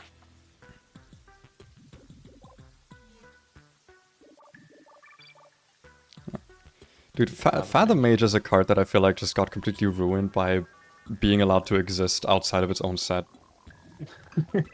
You know what I mean? Like, you never evolve this, right? You put one counter on it, and then you just keep doubling it. Yeah, like, it's not going to evolve because it's going to become so big anyway. Yeah. Like, you're gonna double this with all other shit. What was that card? I sent it to you, didn't I? Oh, I don't remember. I'm gonna scroll up quickly, see if I can see it. But yeah, you probably want to have at least some regular mana rocks like Soul Ring, Arcane Signet, that kind of stuff. Not sure about Thought Vessel or not. I don't think I sent it to you. I think we just looked at it. I don't actually know if I sent it to you. I don't think you sent it. I think we just glanced at it. Yeah, we just looked at we'able. Take a quick look. We'll but yeah, find it again. Mana rocks. Regular mana rocks. Yeah. Obviously, Soul Talisman. I'm not even gonna bother putting a Soul Ring in. Oh, I don't like playing Soul Ring in 1v1. Because I think it's bullshit. That's literally it. I think Soul Ring in 1v1 just shouldn't be... Yeah, no, it's way too explosive. It's too explosive. I think I'm the one who came up with that house rule of playing... Yeah, because I didn't know that Soul Talisman existed. With Soul Talisman in 1v1, yeah. Joint Exploration. Do elaborate. Kicker. If this spell was kicked, you put... Oh yeah, that's definitely really good. Also very thematic. That's a nice one. Yeah. I think I know Growth Spiral. Is that the one that like you can put... Oh no, it's 2 mana put on 2. Put down land and draw a card. Oh yeah, so that's a good like... It's a neat one. That feels like it advances your turn so much. You know. Let's see. I don't know if I want that many rocks outside of this, I guess. Like, maybe like Simic Charm as well, but... But like, Talisman Signet, or I guess Soul Ring Signet, you know, typical. I don't know how much else we really want here. There's one that is really, really good. It's better in multiplayer specifically, but I still think it's going to be good enough in 1v1. Dreamtide Whale.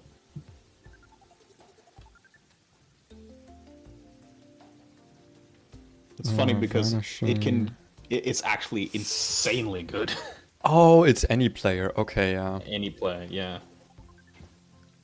Because that also, yeah, because I was like, oh, vanishing kind of sucks, but it does, I guess, proliferate itself. Exactly. And it is like, without anything else, it is a 7/5 for 3. Yeah. No, the Dreamtide Whale is incredibly powerful. There's a lot of decks where, yeah. Yeah, rocks. Yeah, that's what I'm thinking too. Like, rocks are rough, and I feel like we're kind of good on ramp. Maybe not good, but I feel like we can kind of stop there. What is Lithoform Engine? Copy target activated spell or ability, copy target instant, copy target permanent you control. It's a lot of mana for not that also, much. this goes into a different theme of copying rather than kicker, where like you care about the word copy more than the word kicker, you know what I mean? Yeah. Actually, one last utility / mana artifact, Great Henge. I looked at it. No, yeah, you're right. I'm playing a one counter deck. Great Henge to me, I'm always like, I've just had it in my hand so often, being like just unable to play it, but it always is useful like right after, you know? That's actually very surprising, because I have played Great Henge and had it be useful a lot of times. No, the thing is, it's always useful, but it's always like one step away from being like the exact thing I need. It's always so frustrating, because like I'll look at it and like, no matter what order I play my cards in, no matter how I put them down, I can never get that one extra mana I need for this thing that would be like the cap to the turn that I want to do. That is something I've noticed a lot when we play, the amount of times where you're in the kind of like, oh, you're like 1 or 2 mana off the thing you want to do, and I very rarely have that happen in my decks. It's because the thing I want to do is not actually the optimal thing, but it's the satisfying thing. It's like playing all of the things I feel like I have the mana for, like playing the full combo or something, you know? It's like, obviously it's good to play more cards, but like, it's like, it rarely happens to me with like game-winning turns, but yeah. Yeah, I think it's a slight difference in game mindset, and also just I think on average my decks are usually more low to the ground than yours in mana cost. I wouldn't even necessarily say that, outside of the fact that I play green and you usually don't. Like I think that's kind of the reason for that, because I mean, I've been playing a lot of green recently, actually. Yeah, I say like usually. Inspiring Call. I mean, Inspiring Call is like instant clue as well. Right, let's start looking for creatures with kicker or creatures I wanna have some things to actually protect. Yeah. Also, before we actually look at creatures, I actually want to look at some instants.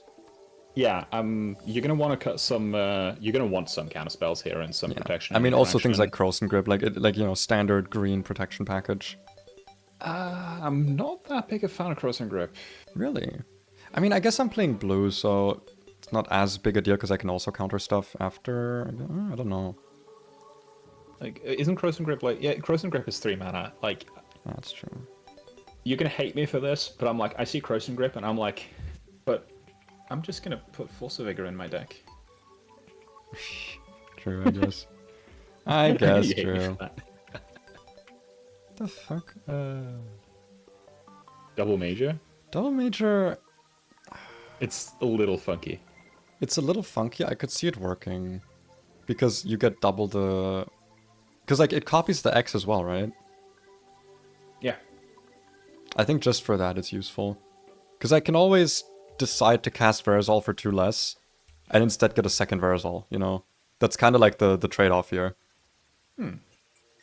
Yeah, you can do some funky stuff. I think with this specific commander, it is actually very much worth it to do a double major. Plus, I have enough legendary things in here where it would be worth doing for, you know? For like Vorl, for Zimone. Right, so question when it comes to counterspells here.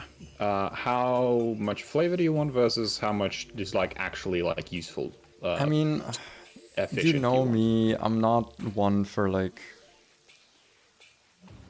Also, I mean, obviously Cyclonic Rift is going in here, even if it's not gonna trigger my guy, but like, you know what I mean? There are certain counterspells I don't want. Like, I'm okay with things like Arcane Denial, I'm okay with things like... I know you're not gonna play Mana Drain. Remand. I'm not gonna do Mana Drain. This is what I hate, right? I want to say I'd rather play Plasm Capture, but Plasm Capture is just literally worse. Play Decisive Denial. I'm also, it's I am gonna do the Arcane center Denial, of your screen. I also want to just add Arcane Denial quickly. Because I do think Arcane Denial is actually a pretty fun card, because like, you know what, I'm countering your thing, but I'm advancing the game for both of us. Okay, listen, we're both doing, we're both get to do more stuff, you know? What is it called? Decisive Denial. I didn't realize how to spell decisive for a moment. Target creature target. That's a pretty good one, yeah. No, that's a really good one. Yeah, like I'm looking specifically for counterspells and interaction that I know that you're going to find interesting and flavorful, even though I know that they're not the most efficient cards to play. Any? God, the Rushing River is so fucking weird, man.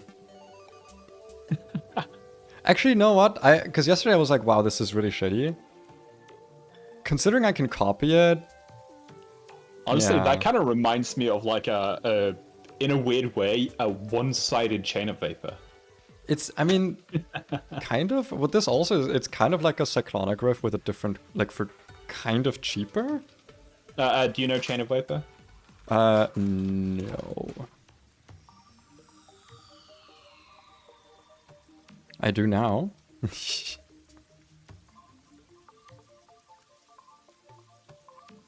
It is a hilarious card that you can do some excessive bullying with.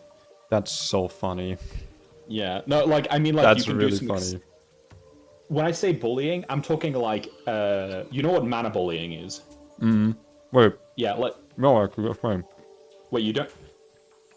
So you know how priority works? Yes. So let's say you're in seat 1. Oh, no. You're in seat 2. I'm in seat 4. Oh no, you did tell me about this. Yeah, the fact that like 1. Priority passes between like who's player 1, 2, 3, 4, and then it resets. Yeah, and like, let's say, yeah, like you can tap mana, or you can force someone to say like, you're in seat 2, I'm in seat 4, and it comes to my turn, and then you in seat 2 say that like, oh yeah, no, you can counterspell. You have an answer. You just said pass. It went to me, but you have an answer. But for you to be able to play that answer, I have to tap at least 1 mana to reset priority so that you get priority again. That's mana bullying. With Chain of Vapor, let's say someone has a win on the stack. A win on the stack, yeah. Yeah, a win on the stack. Like say they I know. have some kind of combo on the stack. Seat 1 has some kind of combo on the stack. You're in seat 2, I'm in seat 4, whatever.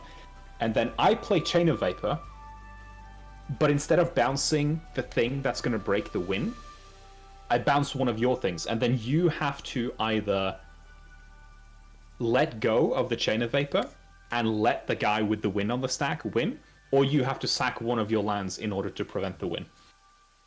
And then you can either let that go through, or you can send the Chain of Vapor back and play like Chain of Vapor chicken until you see who fucking breaks. See, at that point, I'd rather someone just play Armageddon.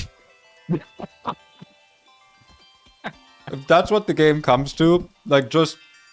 Actually, you know what? Don't even play Armageddon. Play that one fucking card from... What was it? From Arabian Nightmare? What was that fucking set? The like really old one? Charizard? Yeah, play Charizard. let's just play a new game. Charizard? Oh Yeah. my god. Actually, play that Uno card. You know the fan card you showed me. Play that one. If we're at that point in the game, like just play anything else. It's Blink of an Eye and Into the Royal. Yeah, I think Blink of an Eye is something we looked at. That's pretty. It's up on the like highly recommended cards. Right, Into the Royal, yeah. There's another one I actually know Yeah. from the Jace deck. Yeah, I think Blink of an Eye is almost exactly the same. We looked at this already before. Except that no, they're literally the same actually. Yeah. Okay. Yeah. Actually, identical cards. How would they do this? I hate when they do this, man. They do, dude. How many Llanowar elves do you think exist? Too many. That's why I thought they stopped printing them. And then you told me actually no, they didn't stop printing them. I was like, God Well, damn it! I thought they I mean, finally like, stopped.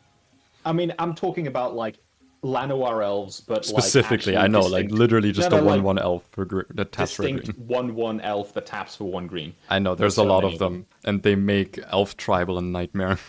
Yeah, they also really like literally just reprinted Llanowar elves, but yeah.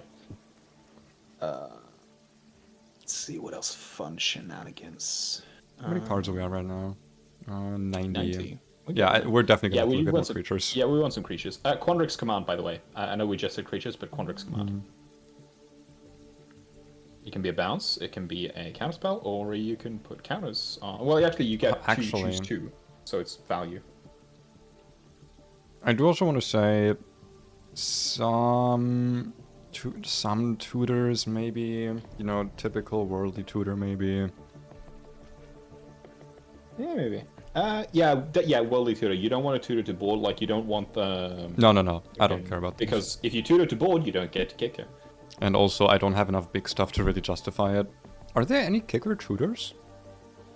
Great question. I don't...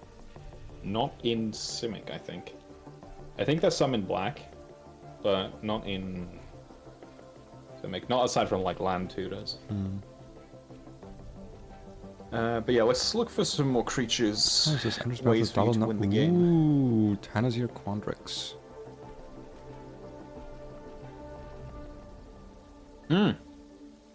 Isn't there also, what's it called, Evolution Mage? No, not Evolution not the, Sage. Not Evolution Mage. I'm thinking of a different one. There's literally one that like taps for more mana if it has one, like for each one. Incubation Druid? Yes. I remember that one. Murasa Sproutling. Morass or M-U-R-A-S-A. Murasa. Murasa. I heard. I thought like morasses. Oh, not the plain. Murasa Sproutling.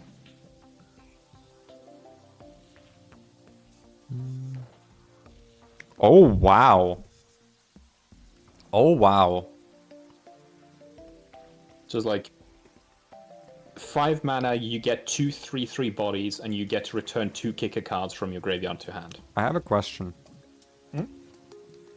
Different copies of the same spell resolve at different times, right?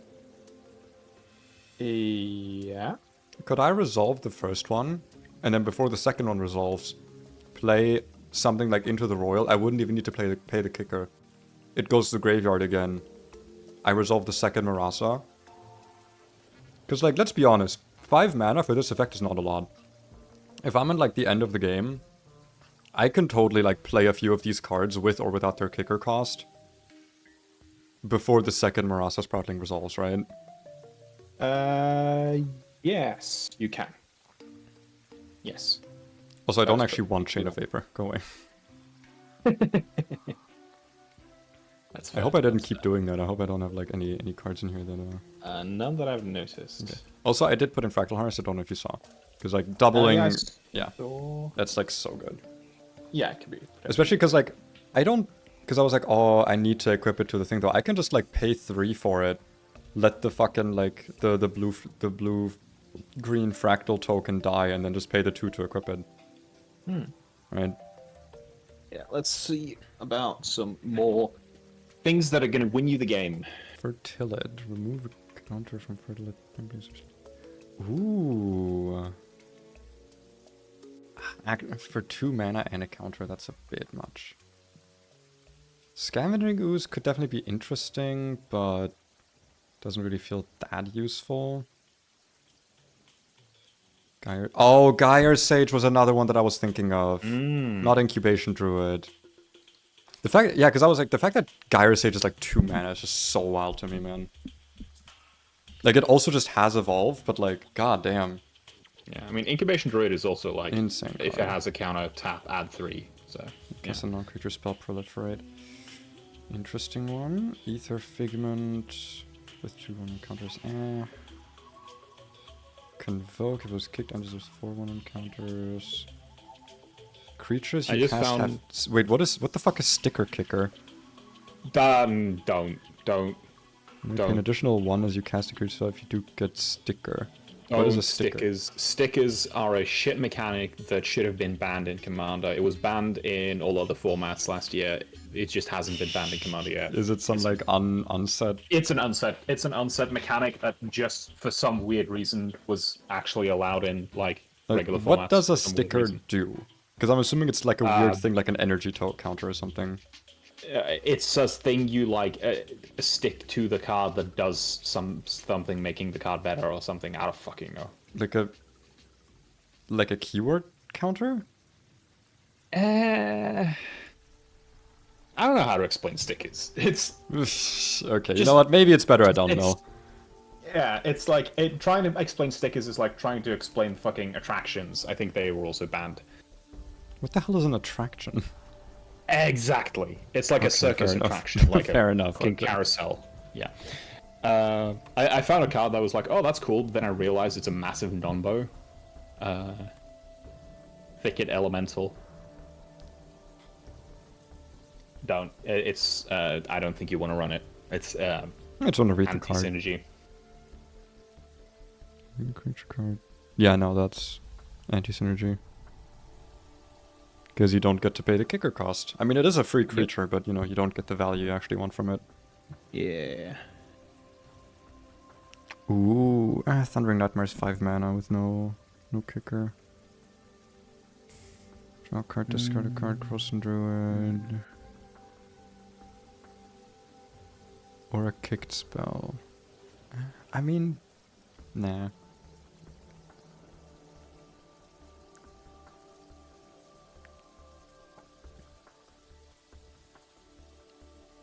I think the Sowing Mycospawn might actually be kind of good. Sowing Mycospawn, Devoid, Kicker. I don't want to play land destruction. The cast trigger is not copied. Right, okay, then never mind. Right. Yeah. Clearly that one Landfall Nuke is definitely thematically... Landfall Nuke? What are you talking about, Emerald? One of the reasons I don't build my decks that often is because I actually don't have that big of like a card library in my head anymore. It's not like the good old days when I, you know, when this was like a proper hyperfixation for me. Now it's just a hobby. Merfolk Falconeer. I actually don't think this is that good either. Ooh, what do you think of the Biomancer? Master Biomancer? Master Biomancer is nice. See, like my problem is always you have to put the counters on Biomancer first. Which is no, it says doable. Each creature you control enters with a number of 1/1 counters on it equal to Master Biomancer's power, so it is 2 by No, I mean, like, for this ability to be useful, you need to find a way to put counters on him. Which, like, because he doesn't have any inherent mechanics, he doesn't have evolve or anything, yeah, getting, like, the first the counter on him before you can proliferate it and stuff, or, like, copy it and duplicate it. Like, you need to find a way to put a counter on him. Him without a counter still puts 2 on everything that comes in. But, like, to get so, like, value. it's not bad. There's one that's, like, on the cheaper side that I was actually looking at the bottom here. Gnarled Pack. You also I like looked at that. Huge. It was in my... Oh, wait, Gnarled Colony. What is the Gnarled Pack? Because I'm kind of looking at this deck the way it is right now. One thing I'm kind of realizing... Okay, for each time it was kicked. That's a nice one. I'm kind of realizing that a lot of the things we have here could be considered win cons. Like, what I'm saying is, like, if I draw Birds of Paradise on turn 8, that's kind of a win con, because by that point I'll have so many ways to buff and double and counters and stuff. You know what I mean? Yeah. Avenger of Zendikar. I don't think that's that good here, because it makes tokens. Unless I'm stupid. Another couple of cards. I'm looking here near the bottom of the creature list. No, it actually makes... It gives 1/1 counters, but only to plants, so I don't think it's that useful here. Fertilid? Do you have that in your deck now? No, I actually went against it. I mean, I think it's neat, I feel like... because it can generate, repeated... Oh, actually. No, lands. you're right. Because it doesn't have to tap for the... I didn't see that, sorry. I thought it also has to tap to activate it, but if it's something I can do multiple times, that's like... What is Fertilid's favor?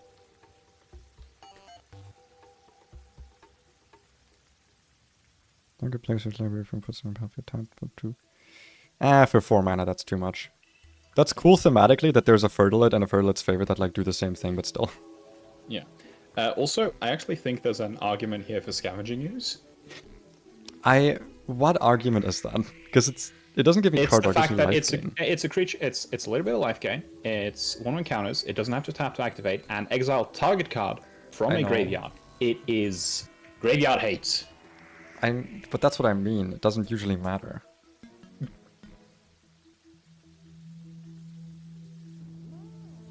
Huh? Wait, we had this argument before, where like, I know that you haven't played many graveyard decks against me recently, but like, whenever I play graveyard hate in my decks, I never do anything with it, but that's because the times we've played recently, you've not been playing graveyard decks. Asmo is a graveyard deck. Hmm? Well, yeah, but yeah. I had graveyard hate in that deck when I played against you there. Yeah, exactly. And it was good. These are good, given I have. Listen, I always appreciate a good level recommendation. Okay, I always appreciate a good leveler. I need to actually build that deck, the Manchester Circus deck. It's gonna be so. What are we at right now? We're at 898. I still feel like, I mean, obviously the deck's not finished, but I still feel like we haven't really, yeah. And also, by the way, we are at 2 hours. We're almost at 2 hours. Yeah. Because I think you said you had to maybe leave. No, not necessarily. Like, I set the timer like that approximately, because that's what you mentioned. I don't need to run quite yet. Invigorating Surge. If this had kicker. What is Vines of Vastwood?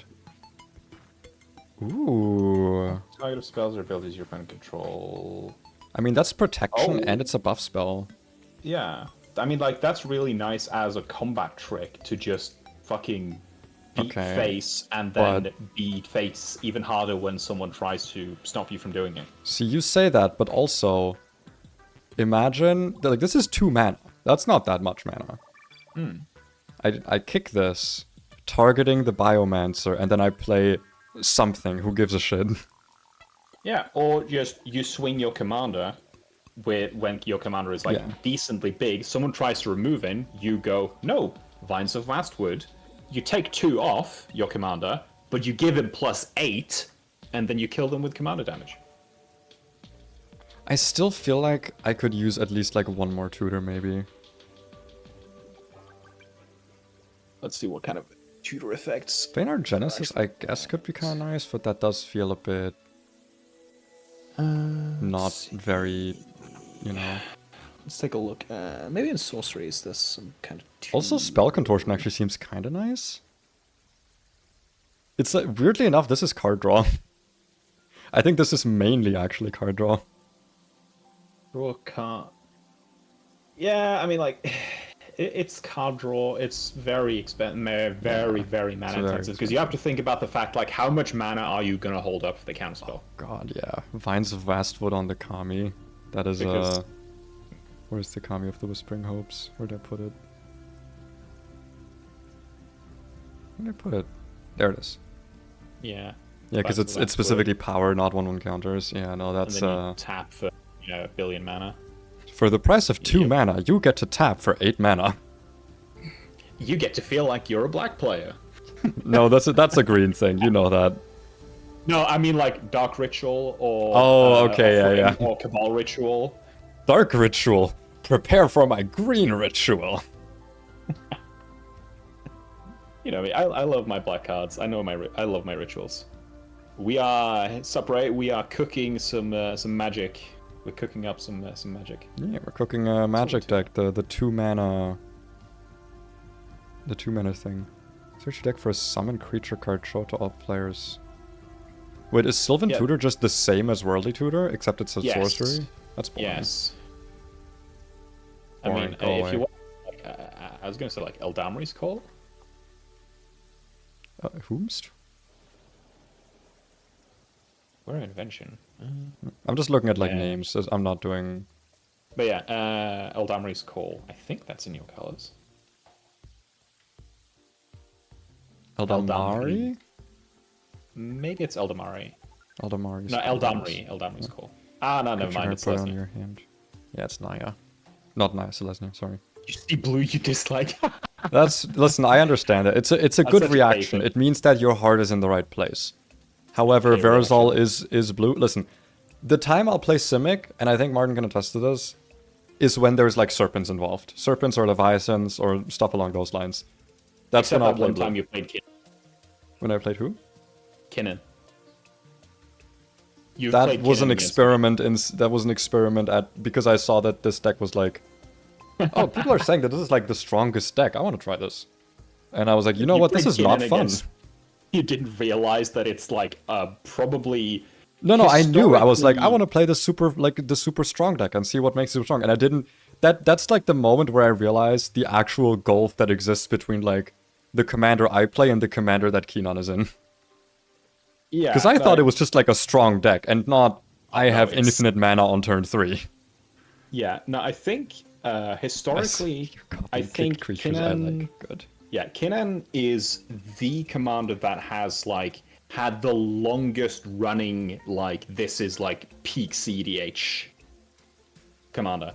I mean, it's fucking mana doubling at like 2 mana. Like, what the fuck? No, but it's not just that. It's mana doubling, and it's an outlet for the mana.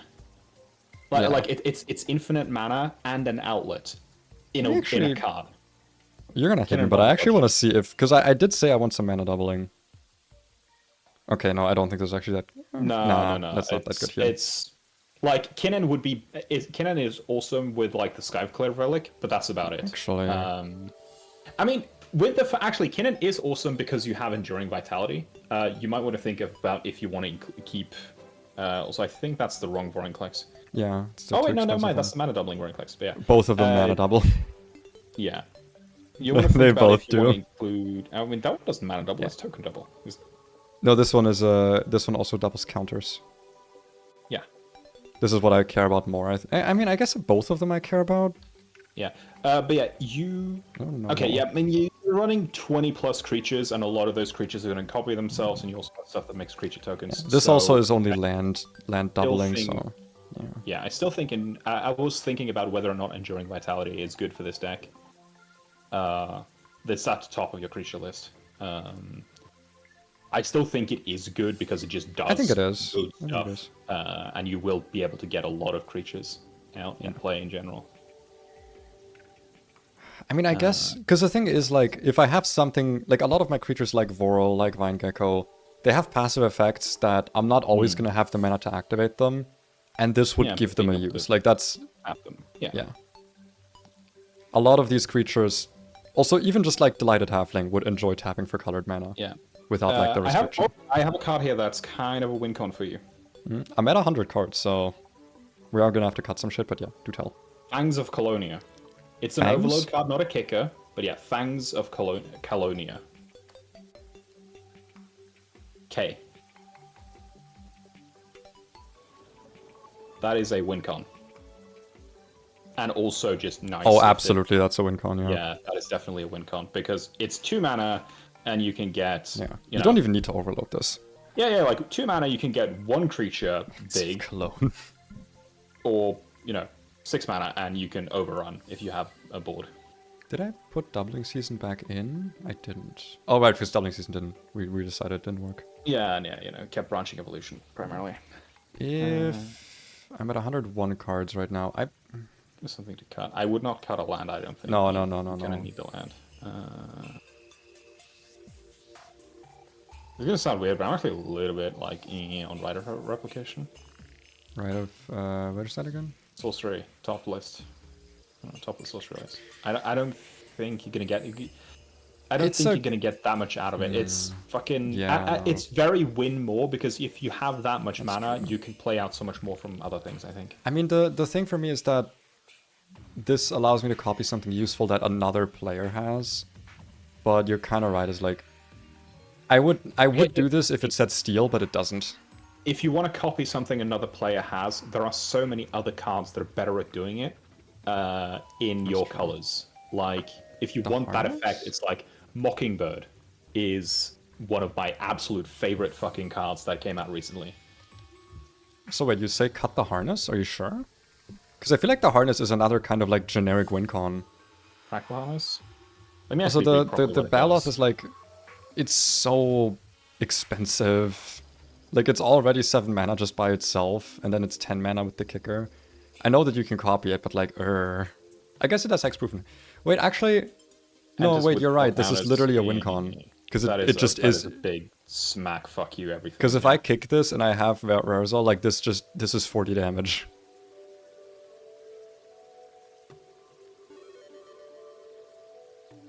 Also, no, yeah, Anthony is right. Like I think you're not considering the doubling when you were looking at the right of replication. Because yeah, like 9 mana, 10 copies of anything, right? I mean, it's a creature, but like still. If I'm making copies of like any of my that's mana true. It dorks is a with win this, con. It is a win con. I was feeling like it wasn't doing enough without the 9 mana to do it. So yeah. I do feel like I'm kind of running into a problem here, where I look at this, having played more recently, and I feel like I am so gonna get fucked by any board wipes. Because I feel like I don't have enough recursion in this deck to really get my tempo back. The thing that's going to keep you alive through... I know that there's the one that gets all my kicker spells back, but... You need card draw is the thing. I need Sylvan Library is what I need. You need Sylvan Library. I absolutely need my Sylvan Library. You're going to hate this. I know you're going to fucking hate this, but you know what you also need? One, if not both of these, Mystic Remora and Rhystic Study. I know you hate them. Oh. Why would you do this to me? I don't want to. I don't want the fish.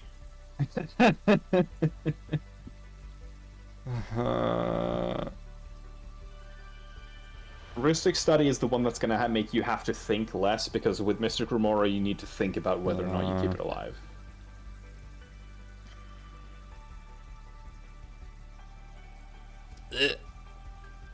Sorry, something in my heart just tumbled adding that to a deck.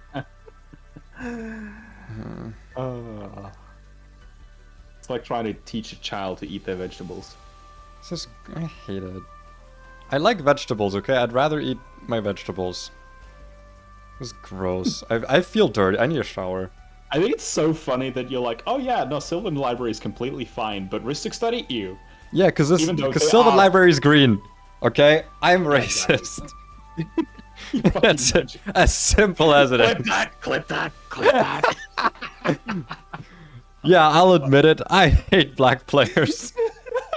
Fuck's sake.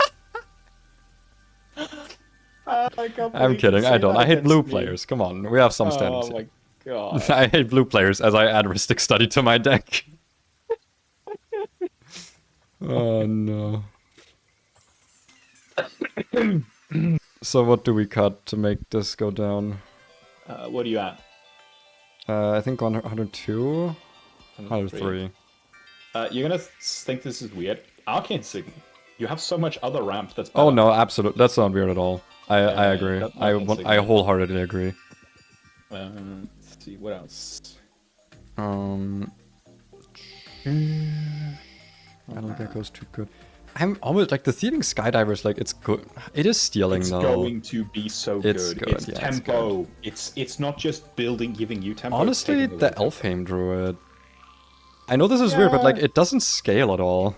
It doesn't scale at all. You have other mana dorks that are going to be more useful on like a lower cost. Like I know it says the word kicker, but like, you know, I have evolution, not evolution says. I've got like Gaia's Sage. I've got Kami. I feel like I've got too many mana dorks. No, it's because like I said earlier, the mana dorks are the win cons. They can be the win cons. You can cut Elfheim and then that part is fine. Yeah, then we're 101. Gnarlit Pack is really bad, by the way. Oh yeah, wait, why did I add this? Because you told me to look at it, but I didn't actually want to add it. No, I know it's bad, don't worry. Yeah, then we're down to 100. Add the mana dork that makes spiders. Do enlighten me. Do enlighten me. Are you at 100 now? I am at 100, however, Ray just recommended a mana dork that makes spiders, and I am interested. How about you hold off on that until we get to a spider deck? No. I'm sure we can find that further down the line.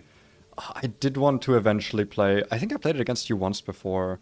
The one spider commander that like forces everyone to attack. The War Weaver. Yeah, that goads without actually saying goad. Yeah. Twitching doll. Ah. What do Twitching you doll. do? That one is weird. Man of any color, put a nest counter on twitching doll. Sacrifice twitching doll, create a 2/2. It's funny, but it has no place on this deck. Because I kind of agree, because like, that's actually one thing I wanted to mention. I think it might be worth it to take out some of the proliferate cards. At least the ones that only proliferate, because like, I basically only have 1/1 counters, like with very few exceptions. So if there's anything in here whose sole purpose is to proliferate... I mean, the only card that you have that has its sole purpose to proliferate is Evolution Stage, which is the landfall 1 creature. Okay, but that one... Yeah, that's true. Oh, that's incubation. Yeah, no, I think you're fine at the... No, I think this is like, actually I think like... you're fine where you are right now. Well, I would want to add some other utility lands. I think that's... We definitely want to look at the land base.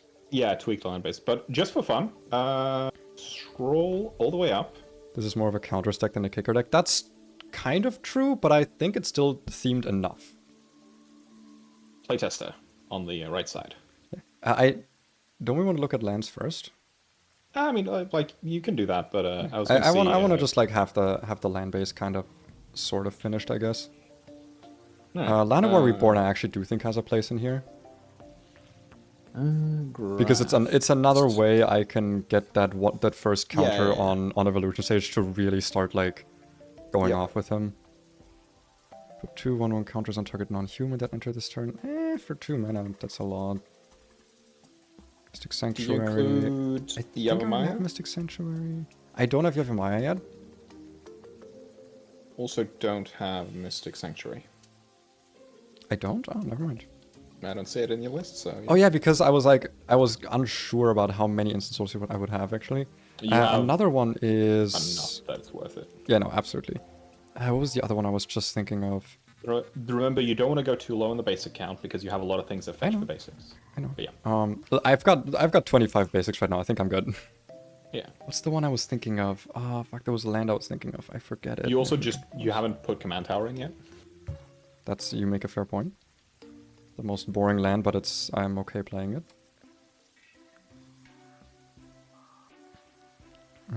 If the effect was on death, it would be awesome.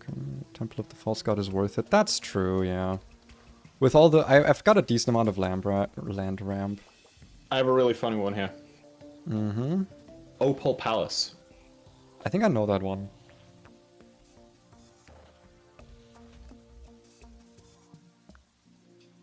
Yeah, I know that. Yeah. That's a good one. Oh, speaking of, actually, if we're talking like... what's that one... No, I guess I don't have anything that shares...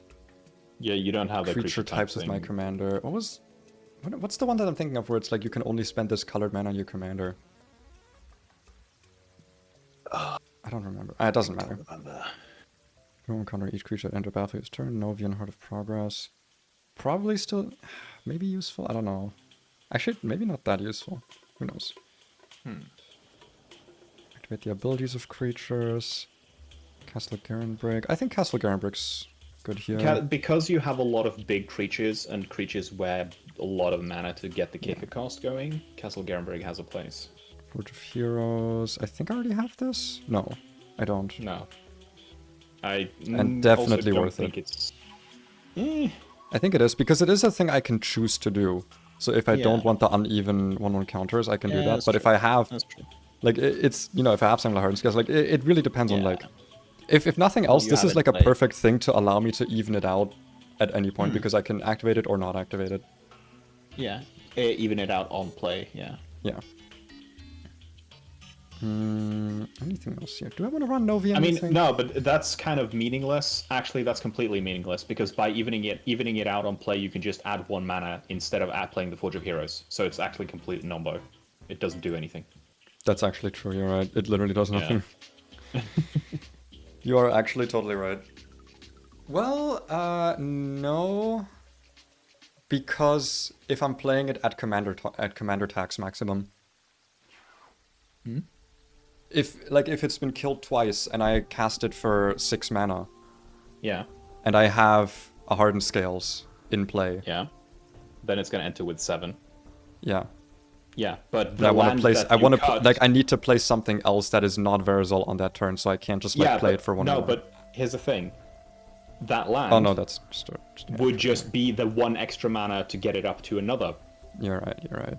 Yeah, so Cavern of Soul. Yeah, yeah. Layer of the Hydra. I'm assuming layer, not as in layer like you typed it, but like lair. Yeah, layer of the Hydra. I don't think Hydras have layers. They're not onions. Layer, 2 or more lands enters tapped until it becomes a. I don't think creature that's good lands- here. Yeah. creature That's not- lands. No. That's not good at all here because it doesn't interact at all. It doesn't interact with the deck at all. You lay them, you make them. Ah, yeah, of course. I mean, I would lay a Hydra. Freak. What? Sorry, you must have cut out there, Martin.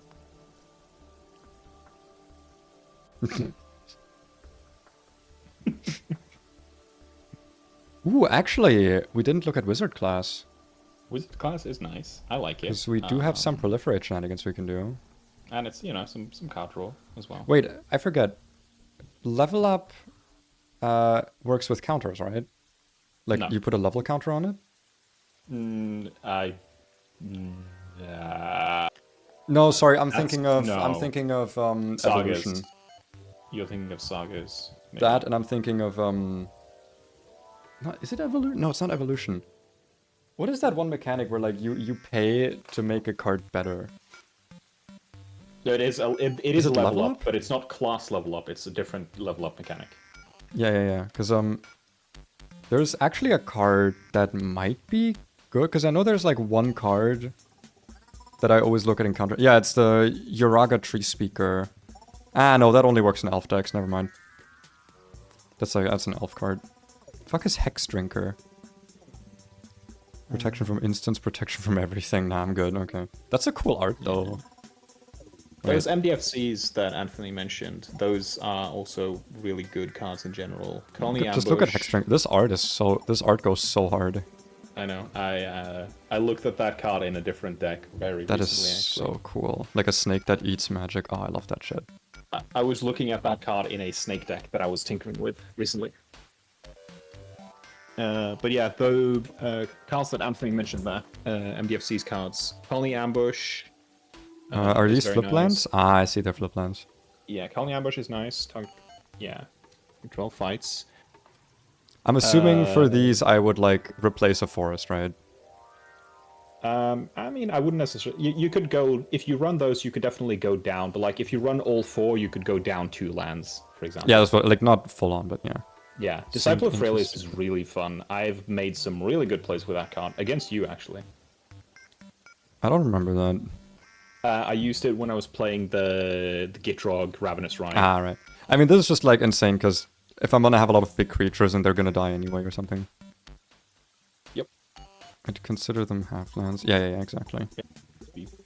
Just said Hooded Hydra is very funny, Ray, but not in this deck. What is the Hooded Hydra? There's so many Hydras, man. It's a Hydra that when it dies, it just turns into a pile of snakes. Ah, sticks to snakes, but Hydras to snakes.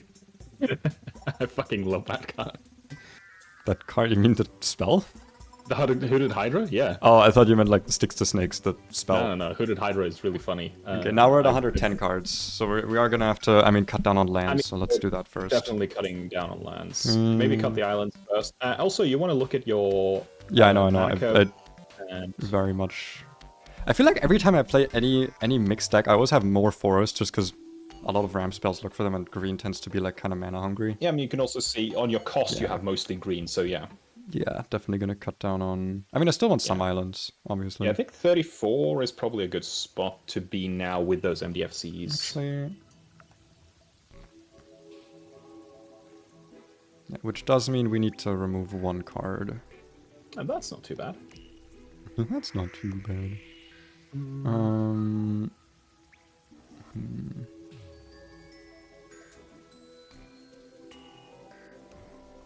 Boost of Nah, Roost of Drakes is really good. Wasn't there a landfall card that was not the one I'm thinking of? Have a ward if you control one more counters. Put twice that many, that's really good. Yeah, like, listen. Can I just get rid of Wild Growth? We have so much ramp in this deck. You can get rid of Wild Growth. I'm not gonna shame you for getting rid of Wild Growth. I do not think that that's gonna be like the game-ending card that I remove. Alright, let's take a look at the playtester. Land cyclers like Lorien revealed in Monstrosity of the Lake, while not very sexy, are good meat and potato cards to help avoid mana screw. Fair, but now we're getting to the territory that Martin again knows from me very well, which is why I think he wants me to stop building the deck. Where like, the more we're gonna remove cards from Verazol and instead adding like green generic good stuff or blue generic good stuff or whatever, the less I'm gonna like the deck. I would rather get mana screwed every 4th game than play the same deck. Yeah, I think at 34 lands, you're not that likely to get mana screwed. So we got Hardened Scales, County Ambush. Yeah, that's a decent. It's very high on lands, but I think that's fine. It's high on lands, but you have some very good. Like you have turn 1 Hardened Scales. Yeah, you definitely have. So in this playtester, can I press N to because you're on turn 0 currently, so you can press N. Now you're in turn 1. How do I maximize a card so I can actually read it? If you can't read in the playtest rack, I think it's probably best to just like control zoom in to just have the playtest be bigger. Yeah, wow, that is not that far in, but just want to be able to read what the cards do, man. I'm not that smart. I just need to look at the art and know what it does. I know you're like a big special boy. I know you have more than 7 neurons. I know. Look at this guy. Monitor. Yes, yeah. Okay, what would I do turn 1 here? Because I don't need really their care. Oh god, my words. Turn 1 Hardened Scales, definitely. Because I'm more thinking Oran Reef turn 1. I can't play anything on turn 2 anyway. Well, actually... Because I want to play this before I play any of my 1-1 counter stuff. AKA Fertilid. Because right now I'm thinking like Oran Reef, Yavimaya, Hardened Scale, and then Fertilid on turn 3, where I can get a lot of stuff on it. Well, actually no, because if I'm using with this if I'm using the mana... Until you have Fertilid in play, you're not getting any... Yeah, no, you're right. Ramp, yeah. Then end for new turn? Yep. Alright, Bark Channel, Pathway... I think now Oran Reef because I don't have a turn 2 play. Yeah, I mean this is a little slow. It's slow, but it's just slow because you didn't hit any ramp. It's actually I might honestly just play Roost of Drakes now. If like I would have if I didn't play Oran Reef, to be honest. Yeah. How fertilized is this lid? Well, that depends on how up to it you're feeling. I'm sorry. No, I think no, you're gonna have to drop an island if you want to play Roost of Drakes. But yeah, I know. That's what I was thinking. Like, Roost of Drakes is actually a kicker card that I think is very much worth playing without kicker. Oh yeah, for sure. Like absolutely. Yeah. Yeah. Hindsight though, I think this is a deck where it's worth mulliganing for into at least 1 ramp piece in your hand. But yeah. I'm noticing a problem with card draw. But then again, this might be I mean, you currently have a lot of lands. Yeah. Because this actually... you know what? I wouldn't have kept this if I had realized that this was a flip land. Damn it. Yeah. No, I'm actually just going to reset this one, I think. I'm just going to go new game. Because I don't think I would have kept that hand, actually. What do we have this time? This is kind of the opposite issue, actually. I can't keep this. No green. That's not keepable now. First mill is free, keep that in mind. That is not wow, that's keepable. Okay. This is better. I can live with this. I think... Yeah. I think here you've been... Yeah. I think... no, I think you've been Primal... I think you've been Primal Growth or... Yeah, I think you've been primal growth here. I don't... Oh, yeah, no, because... yeah, no, you're right, actually, because otherwise I won't... Well... I would be at risk of missing land drops, but with Primal Growth...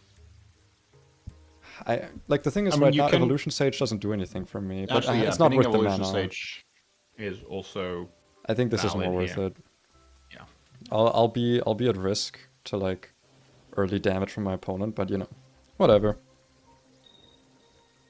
Okay, just making sure that my my music is still going because I was unsure. Don't have a turn. I'm just gonna add it. I'm just gonna act as if I started, so I'm gonna be turn 1, which means no card draw. No turn 1 play anyway, so I might as well just non-shock this in. To save myself the trouble. New turn. Sage, it's a good one, but I'll do a Opal Palace. Can I actually... There we go. And then A3 visits. Search library for a forest. Do I have any... I don't think I have any, like, forest dual types. You can get the... Oh, you can get the... oh, what's it called? I completely forgot. Okay, it doesn't shuffle by... It doesn't do the smart search now. But yeah, I would say get the... Hedge Maze? Surveil, yeah, Hedge Maze. Yeah, it's actually a good one. That's a good idea. Play card. Yeah, like if you don't have another play, get the Hedge Maze. And... No, not reveal. Where's Shuffle? Shuffle. There we go. What does this do exactly? Surveil, look at Tucker, put it on your graveyard. Definitely going back on top. So then, new turn.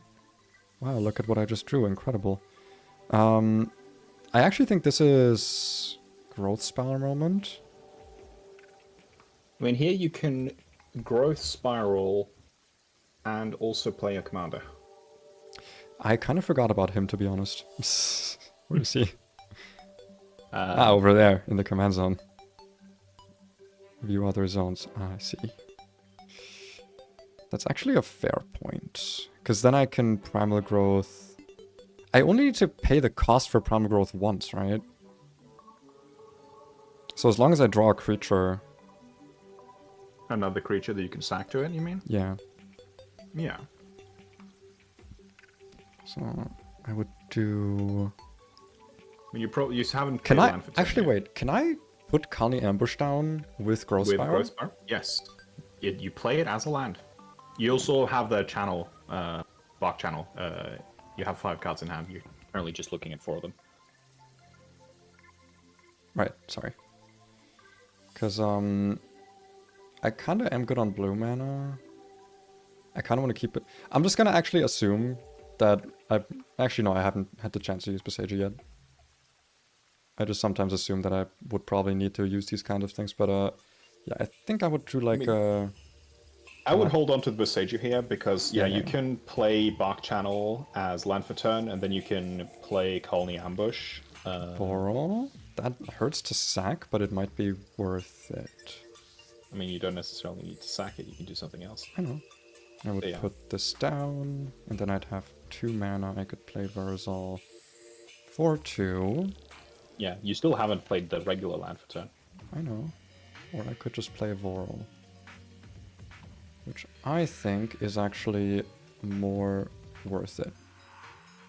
Because Verazol can be played at any time, kind of. Sort of. Well, that's not very helpful, but... Actually, that is very helpful. Because of Primal Growth. Get to Primal, yeah. So I could do...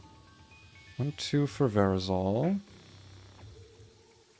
1 for this. Nah, I wouldn't have enough mana for all of it. So what would be more worth it here would be 1-2 Verazol, 1 Delighted Halfling, and then 1-2 double counters on Verazol. Yeah, now Verazol is 4. Yeah. And new turn. Damn. You didn't play land that turn, by the way. You could have played Colony Ambush. I know, but I would have actually kept it. Okay. Because I can get 2 lands this turn. Let's see. Do they enter tapped actually? They don't enter tapped. That's why I looked at this. Because this actually is like insane ramp, and I actually feel like with a big Verazol, having Colony Ambush in hand is like a good idea. Yeah, that's true. Growth Spiral doesn't work with MDFC. It was Explore, you could an additional land drop. Growth Spiral puts land into hand. Does it not? You mean Growth Spiral doesn't work? Growth Spirals is draw a card and then you may put a land card from your hand onto the battlefield. Oh yeah, but it's... Yeah, I don't actually know how like the flip stuff works. Like when you decide what side you're using it on. I'm not actually sure. If we're gonna playtest this like properly though, I would rather do it in tabletop sim against you. Yeah, I mean, I don't have a deck ready right now. I mean, you don't have to like use the 2-mana deck. You can just use anything, as long as it's like within the power level. That's fine by me. Back to deck. Within the power level, that's more tricky. Okay. All right, I do want to ask quickly though. Yeah. Card draw. Do you think I'm good, or like do you think I just got screwed here? Because I do have things like Fathom Age and stuff. It's a bit of both. I think you want a little bit more card draw, but not like tons of card draw. I see. They'd only count as a card as the front card. I believe you. I choose to believe you. Okay, I'm gonna lock that source so you can't look at it anymore. You are not permitted. How do I export from Architect again into Tabletop Sim? Usually what I do is I go to the fuck, what's it called? Also, I like how I said today would be a short stream, and this is yeah, no, at like, my usual you're the one stream who's time now. keeping this running here. I want to test this deck now that we've built it. It's fun. I like. I do actually have. You know what? I do have my first sketch of my ninja deck, so nice. yeah, I can produce that. In Architect, there's the tree pip, like 3-dot menu to the left of your commander. Export deck. Export. I'm assuming as like plain text. Yeah, you get it as plain text. I'm gonna fire up. Out of deck cards, maybe board. No. What export options? I'm assuming uncheck all. Just to be safe. Copy. Options. I'm gonna try and import the deck in single player quickly, just so that I don't like... Because I don't know if that works in multiplayer. That like 2 people work on the node thingy. You're gonna see a game again in a moment, guys. Just give me a moment. Actually, I can just do it now, can't I? Tabletop Sim. Does it show? Doth it show? It do show. Yay! Look, you can see it. Okay, so we go into the notebook. Where do I have to put in the white notes? I never import decks this way. I usually just go down to the bottom one and use the infos one and just write over everything there. I can't believe that you're so vain as to write over the most important thing, which is infos. Not slash Scryfall, just Scryfall deck. No, wait. Oh yeah, it is Scryfall deck. Okay, thought it was crazy. Then let me look for Verazol. Actually, Scryfall print Verazol. Show me if there's any cool alternate arts. No, but there is like a sort of full art kind of, so I'm gonna go with that one. You know me, I like blinging out my deck. I almost want to show off my my way too blinged out deck that I have. Is there a way I can set up so that I can see the chat but not see the stream? Let's see. Verazol. You can pop out the chat and then just like have that window open. Oh, right. Wait, how the fuck do I do that? The little chat. options Found on it. top, yeah. Found it. And then yeah. You got it. You're a smart boy. I'm not gonna, because I don't actually know how much personal info Tabletop Sim shows, so before you invite me, I'm just gonna have the game not showing. Yeah, that's fine. Just in case. I should also probably make myself visible on Steam, so you can actually invite me. See. Hey, Rio. Invite to game. I wasn't expecting, because I thought a Magic stream would be like kind of boring. Like, you know, you just play the Magic. There's not much really to like talk about because you don't want your opponent to see. But like deck building is actually like really fun as a stream. Yeah, I'm super enjoyable. I might do this for myself later. Yes. When I work some more on my decks. Yes. Become the Magic Man. Finally, my friends are starting to stream. There we go. Game capture can be on again. Now you can see us just playing Magic. And make sure. Actually, you know what? I'm gonna go away from relaxing Terraria. I'm gonna go to Terraria combat music. Something more intense. Yeah. Terraria music boss 1. No, I don't want just this. I want like a radio, you know, like a.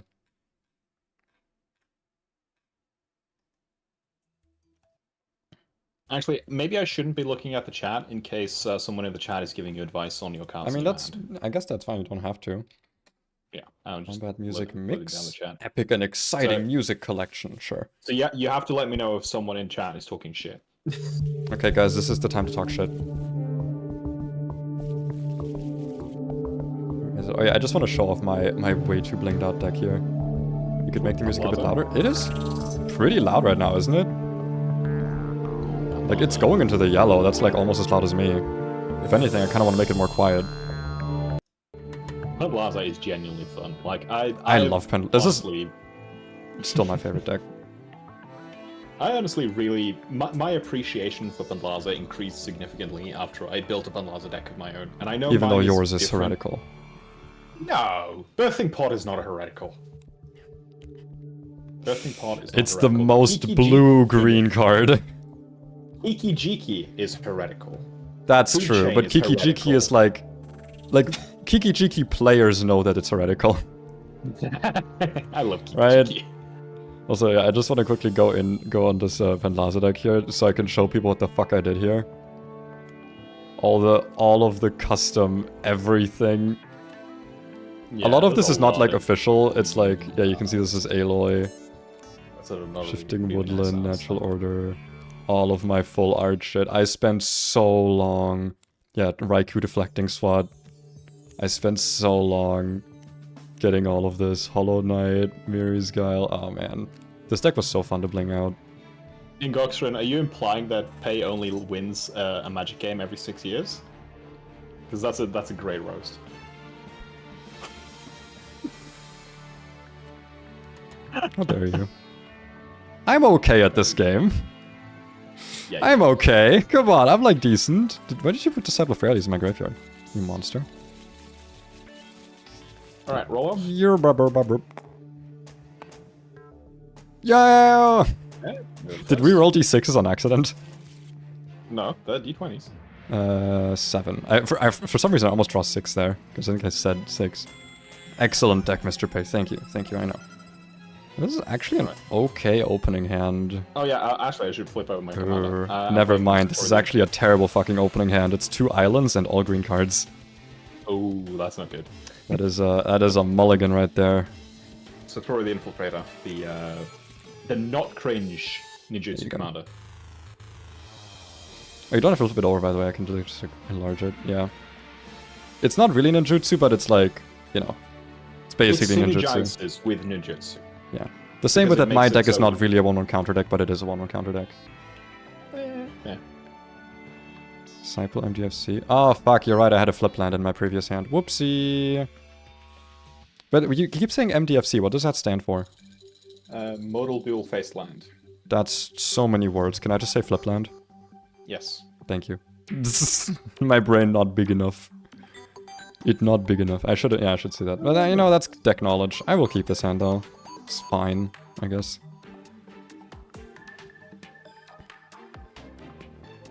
Yep, you go turn 1. That's true. I do go turn 1. So, I'm just gonna go good old Hedge Maze for turn 1 here.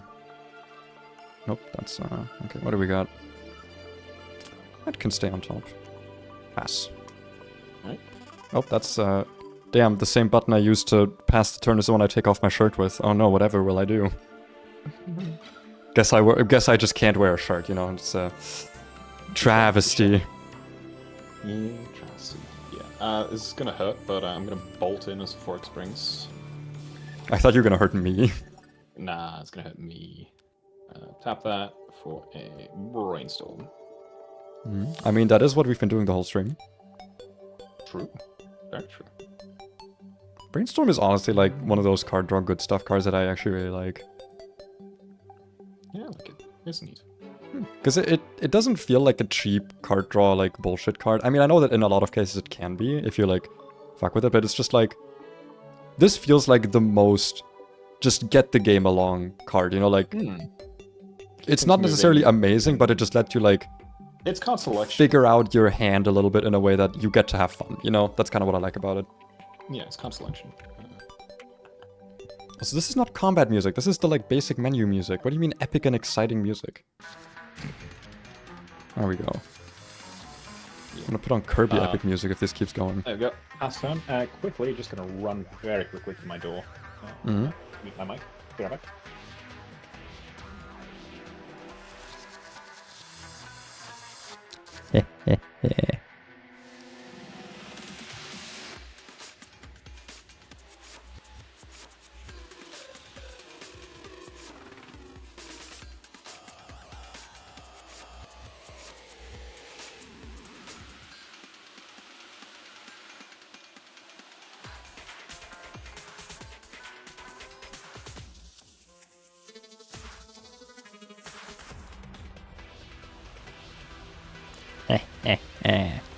He's never gonna see that coming, guys. He's never gonna see that coming.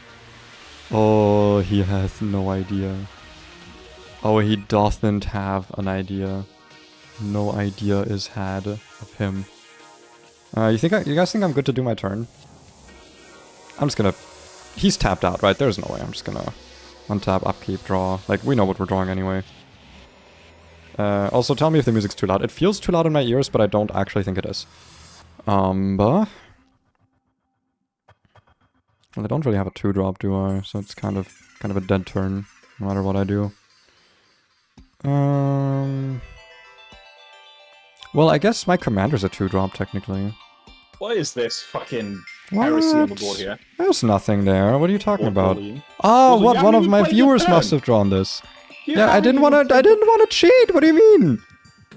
I have a 1 tapped land in play. I know don't I'm know a what blue kind. player. You're the kind of guy who tells me to run Flare of Cultivation. Okay, don't talk. Player requires a sacrifice for something. I'm playing my commander. Like, you think I'm gonna fucking Pact of Negation on 1 mana? Yes, because that's base. Dumbass. Turn 1 Pack of Negation is base, and you know it. Ah. Lose with style. Also, can I make the chat disappear? There we go. Because I actually don't want it like... No, I want to make it disappear. How did I just make it disappear and then it came back? You gotta play a Schwamp. You gotta take 2. Yeah, I'm gonna play my commander as a Troy the Infiltrator. No! Go away. Chat, go away. Here we go. No, go away! Can I move it? Help. Help. Help. What? I want to make the What are you chat go away. doing? I want to make the chat go away in tabletop in the bottom left. It goes away by itself if you don't interact with it for long enough. It resets every time a turn goes because something new appears in it. Oh. Yeah. Yeah, I don't think you can do anything about that. Ah, oh well. What does this guy actually do again? Enter the battlefield under your control. None of them were cast. It is non-token based. Okay, draw a card. Okay, I can kind of deal. What is he? A 2/3? Damn it! Why'd you? You can't have a bear with extra effects. That's not how that works. Did I shuffle my deck? Random shuffler. Did you shuffle my deck? Well, what do now is question. What do now? I actually have a question. Hmm? No, never mind. Wait, no. No, ask it. Go on. None of them were cast. Yeah, because it says like none of them were cast or no mana was if spent no on them. mana was spent to cast Is them. Ninjutsu So, cast? no, it's an activated ability. So it specifically goes off of Ninjutsu. Okay, well... It goes over ninjutsu, it goes over reanimate, it goes over free casting. So if I cast an Ornithopter for 0, that's also, you know, a trigger. And a card.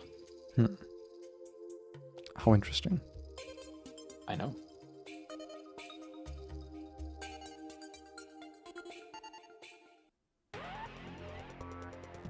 How interesting.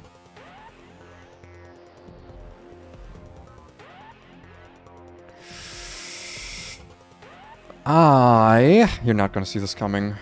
Oh, you're not gonna see this coming. I'm gonna put down a forest and pass. I bet you didn't see that coming, huh? Bet you didn't see it coming. Kinda did. Not gonna lie. What? Kinda did. Unbelievable. I'm actually really annoyed here because I'm color starved, which is kind of not same, but like I'm so close. I'm gonna play. I am edging the color starvation. Ooh, spicy.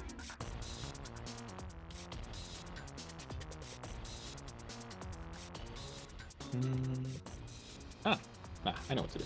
Tap 3. I'm gonna play a Prosperous Thief. 3 mana, 3/2. Whenever one or more ninja or rogue creatures you control deal combat damage to a player, create a treasure token. And then moving to combat, Satoru has Menace, so I'm going to swing at you with my 2/3. Yes, I am obviously going to cast a spell. Okay, let's see what happens. Which is that I'm going to Quandric Command, return that dude to your hand, and put a 1/1 counter on Verazol. Nah, that's too much tempo. Is he gonna do a fast thing? Oh, fuck you, you free spell. Hate you. I'm not gonna cast a free spell. With an empty board. That's not, yeah. Fuck you. So move to damage, you take 2 commander damage, I make a treasure token from Prosperous Thief.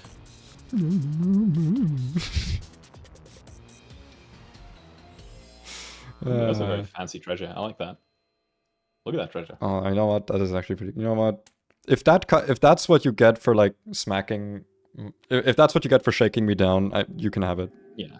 If my blood is that pretty. Yeah, that was a good shakedown. I like it. Pass that. Oh, thank you. Wow, thank you. No. Thank you.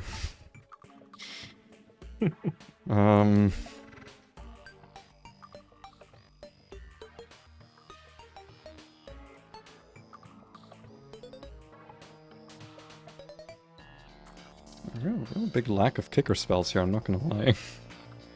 The kicker deck, there's not a lot of kicker here. I'm gonna play Ornreef the Vastwood. Enters tapped. And I guess what is Menace again? It's 2 creatures or black creature? No, you need 2 to block.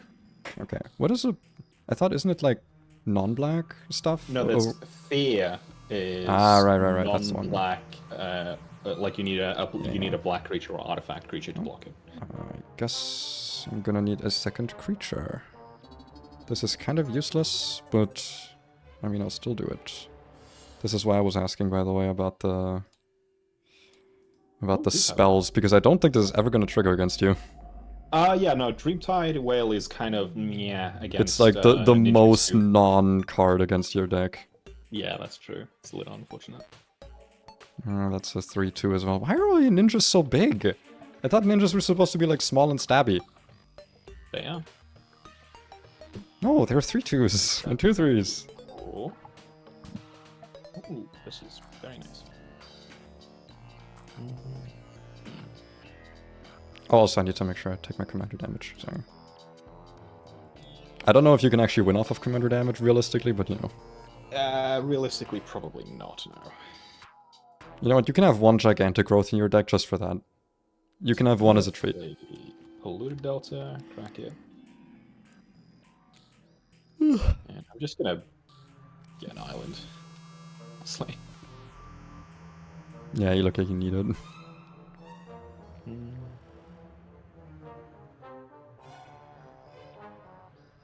That's good. I do think Dimir is like one of the most unfortunate color combinations, because I feel like blue and black are like some of the most color-hungry colors. Like, well, green as well, but like...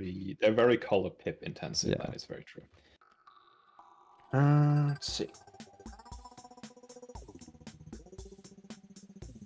Does Dreamtime Wave fly? No. Does not. Weirdly enough, no.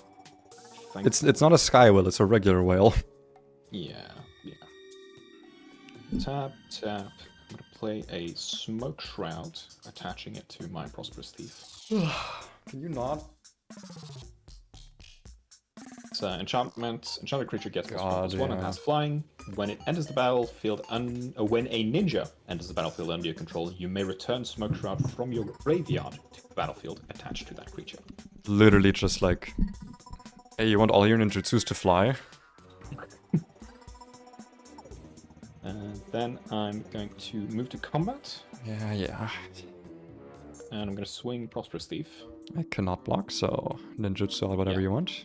Yeah, so after the declare blocker stab, this is unblocked. I'm then going to tap 1, 2. I'm going to ninjutsu in a... which one of these do I want? At least you won't get another treasure token. That's true. Small, you know, small hopes. Yeah, I want to get more gas, so yeah, I'm going to send in a Ninja of Deep Hours. Prosperous Thief goes to my hand, Smoke Shroud goes to my graveyard, and then gets attached to the Ninja of Deep Hours. Yep, so I get 3 damage total. You take 3, I draw a card from Ninja of Deep Hours, and I also draw a card off of Satoru from Ninja of Deep Hours entry. I draw 2. You sure it doesn't count as a spell, maybe? Maybe the Smoke Shroud, you know, I am secondary, maybe. Come 100% sure on, that come on!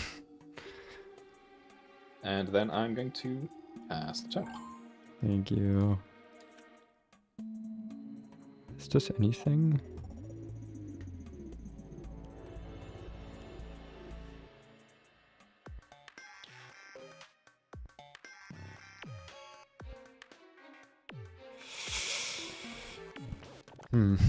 Nope, that's not what I wanted to do. What the fuck was that?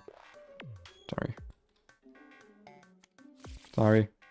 That was actually a card I could have used, but I accidentally clicked on the draw thing.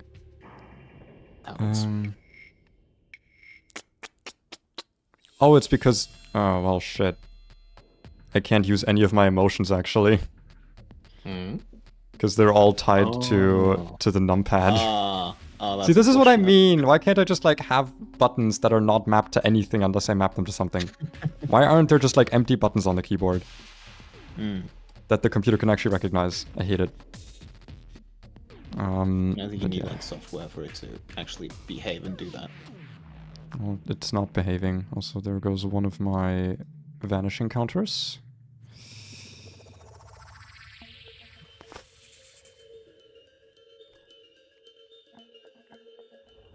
How do I want to do this?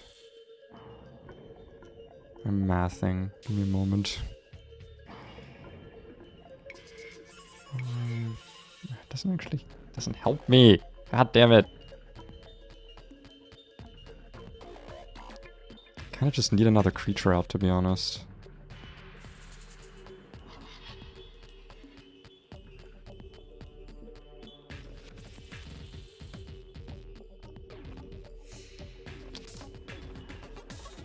Okay,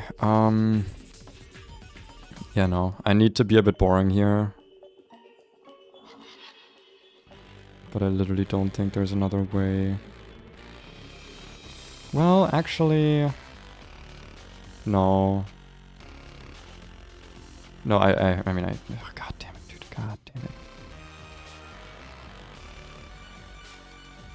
Your brain churning. Yeah, I'm just wondering what the best course of action is. Also, isn't Ninja of the D-Bars tapped? Tapped and attacking? Yes, true. Thank you. So I feel like I kind of just need to put, like, any amount of pressure on you right now. Yeah. I'm gonna put down a breeding pool tapped. I'm gonna put down Ozolith, the Shattered Spire. harden scales a bit more. And I'm going to activate it. To put 2 1/1 counters on the Sky Whale. Well, it's not a Sky Whale, but the... That's not going to keep it in play, by the way. I know. Yeah. I'm just gonna swing for more damage. I guess actually, wouldn't it be smarter to put it on Verazol? Because you can't block him right now. That's actually way smarter, hold on. Because I was like, oh, I don't want to attack with him, but actually if Satoru is, if your other dude's tapped, then I actually can.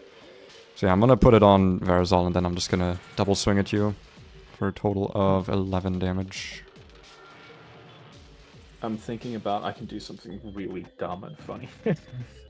But what if you couldn't? I need to do this because it's too funny. No. Because it's too funny. I'm gonna block with Satoru. Okay. Block Verazol. And Satoru dies, goes to my graveyard. Oh. Okay. And I take 7 from the Dreamtide. Mm-hmm. That is a lot of damage. That's I just need the pressure at the moment. Yeah. Oh, I guess actually, yeah, with soporific springs. But yeah, that's gonna be the end of my turn. I'm assuming you're gonna do something at the end of turn. Unstep? No. Oh, never mind then. I thought it had something to do with your treasure token actually. Untap, upkeep, draw. I cast Scavenging Ooze and exile your graveyard. I mean, that would just send it to command. I know. Play the swamp. Then I'm gonna tap swamp. Play Unearth. Return target creature card with mana value 3 or less from your graveyard to the battlefield. Turn Satoru, which is going to draw me a card, because when he enters, whenever Satoru, the Infiltrator, and or one okay. token, so he himself entering without being cast also draws a card. Why would you do that this was the to me? funky thing. Why would you do this to me? I mean, that's actually a pretty good combo though. Yeah. I mean, it's neat. It's neat. So you tapped out. Well, no, I built this in Architect actually. Well played. This one time I did it on a different website. Gonna pay. Hey, that's me. 2, 3. This is a second spell, however, isn't it? Yes, it is. Yay! Second spell. I'm gonna cast Prosperous Thief. Okay. Yay! Proliferate! Which actually means I get 2 1/1 counters on Verazol. Because of Ozolith. Yeah, that's fair. That's fair. So now I kind of wish I did put them on Dreamtide, but that means that I couldn't have attacked, which... Verazol is a little scary right now. Yeah, he is actually getting quite big. It's because I'm not actually playing anything with kickers, so I'm not, like, removing any counters. Also 80 bucks. Yeah, Dreamtide is also a problem here, because I am actually going to have to, like, cast multiple spells to get things working now. Dude, this dude in multiplayer must go so hard. Dreamtide? Yeah, Dreamtide in multiplayer is terrifying. But yeah, moving to combat, I'm gonna swing Satoru and Ninja powers. I'm tapped out, so that's You have 0 damage. blockers.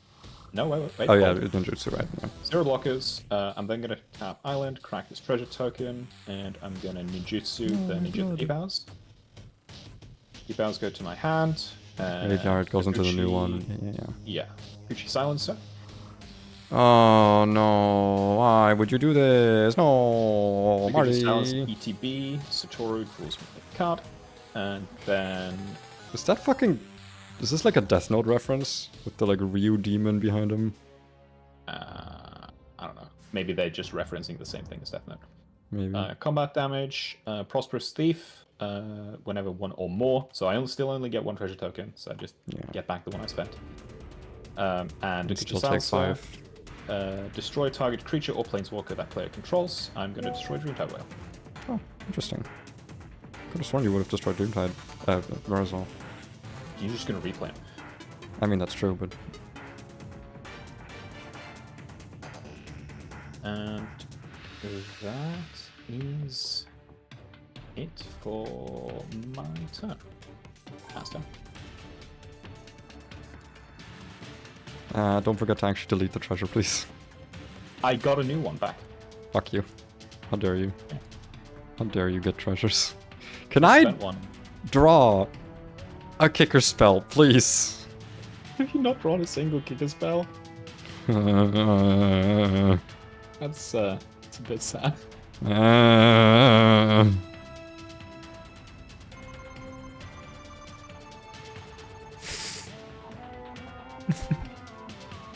You okay? I'm fine. I really don't want to do this now, but I might have to.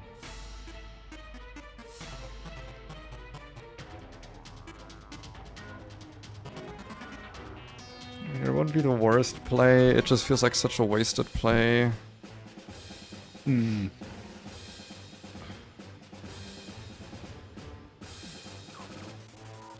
I'm gonna start stacking my lands.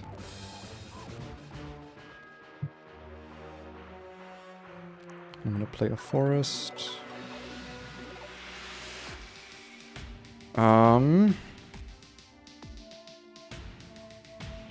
I have to do it now, otherwise I just won't get to do it.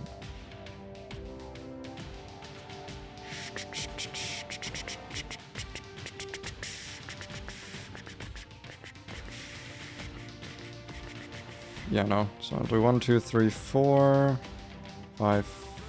Oh, no, no! Doesn't even work. I can't do it. I hate this. Whatever. Whatever. I'll play Master Biomancer.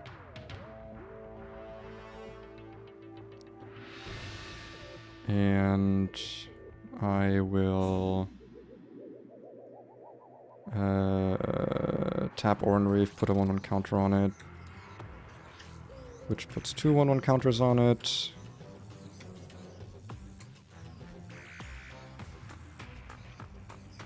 And the fucking Dokuchi Silencer. I feel like you're just gonna cycle him next turn. Like you're gonna find a way to just attack with him anyway. Oh well, he has flying actually, so I'm just gonna...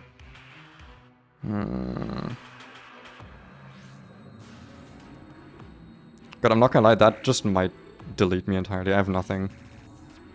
If you don't have any kind of removal, he's gonna be able to like take one creature off you every turn until you can remove him. Yeah, I'm not gonna... I think you just win actually. I've got nothing in my hand that can deal with this. Like just having him there with flying, you don't even need to do anything. Ah, what a shame. This was the wrong deck to try against your deck right now. Yeah, no, that might be... Yeah, no, I'm gonna scoop, because this is just gonna end very, very slowly. This is gonna take so many turns. Rest my hand? Yeah. Yeah, no, this wouldn't have even helped me that much. Jesus. Yeah, no, that would have... Yeah, with Blasphemous Edict, there would literally have been nothing, because my win con I was holding on to was Wolfbriar. Yeah, and with no haste. Yeah, with no haste and with Blasphemous Edict, like, there's nothing. Yeah, my next turn plan was to drop Kaito, Cunning Infiltrator, which was going to let both Dokuchi Silencer and something else attack safely, because Kaito can make something unblockable. So then I could have Dokuchi go in and hit and take something out, while I could also then Ninjutsu something else on top of, like, Prosperous Thief or something. But yeah. The luck though, no card draw, no ramp, neither one. I just kept drawing one card a turn, no tempo, nothing. That is rough. We put card draw and tempo in this deck, right? Yeah, we did. Do you want to go next and potentially against another deck, or are you looking at calling it for now? I do want to try again, if you're okay with it. I know I can get to... I don't want to sound too despondent, it's just annoying, because You're fine. I was so close, man. I was so close to getting something done there. What I was thinking of doing was at least I wanted to do, like... I could have done, like, multi-kicker 2, right? And gotten, like, 6 of the Wolfbriars total.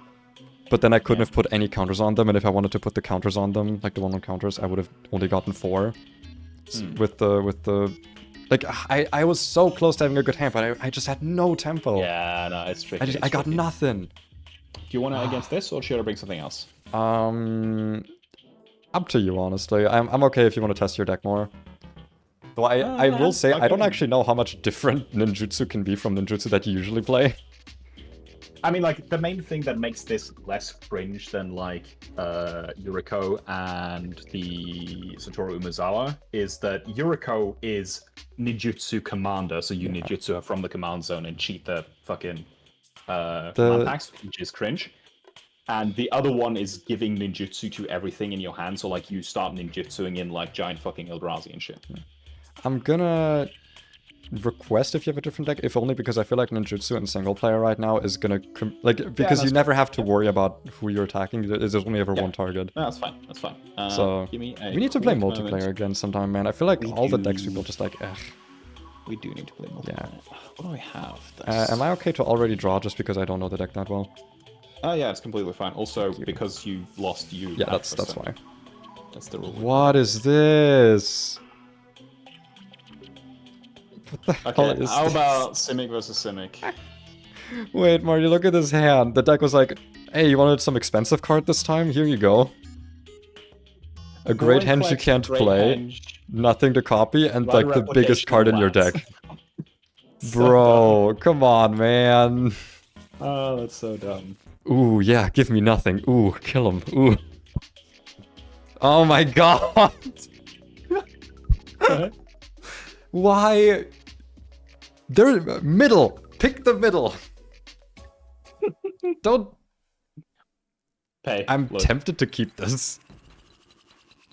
I hate you. I hate you. I'm okay, literally, I'm not gonna know when you're gonna do anything. I'm just gonna have to trust you that whatever you're doing is correct. I don't cheat with this. Trust me. What the fuck is this, man? What am I looking at?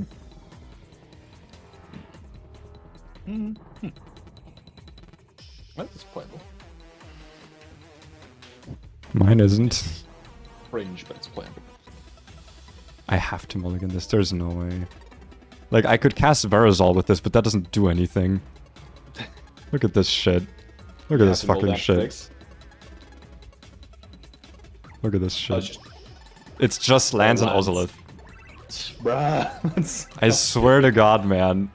You need some kind of card draw in there, yeah. Okay, this is an... Oh, wow, a real hand. Wow, this... Dude, I've never felt so honored. Truly. I'm looking at my hand and I'm like... This is such a weird hand still. God damn it, man. What the fuck is this? It's fine. It's fine. I can live. I can live. I do need to quickly check something here.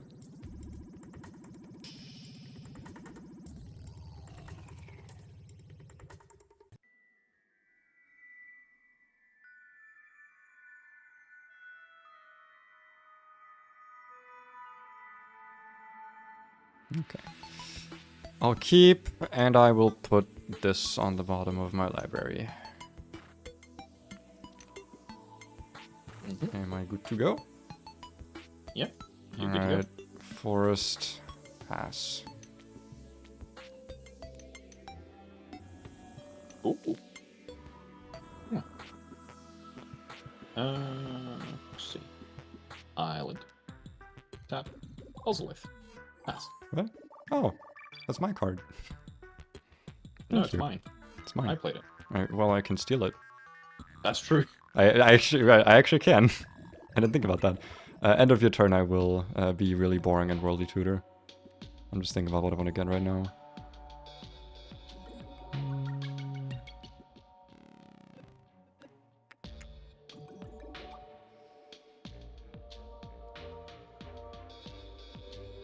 Okay, I am going to search myself up a Druid of Incubation. And I will draw it. And I will play Pool of Breeding. And I will play... Can you guess what? That's right, Biophagus. And I will pass. Good Oh, also I need to actually ping myself for 2, obviously.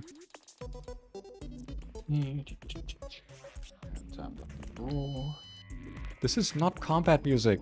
What kind of combat were you doing in Terraria?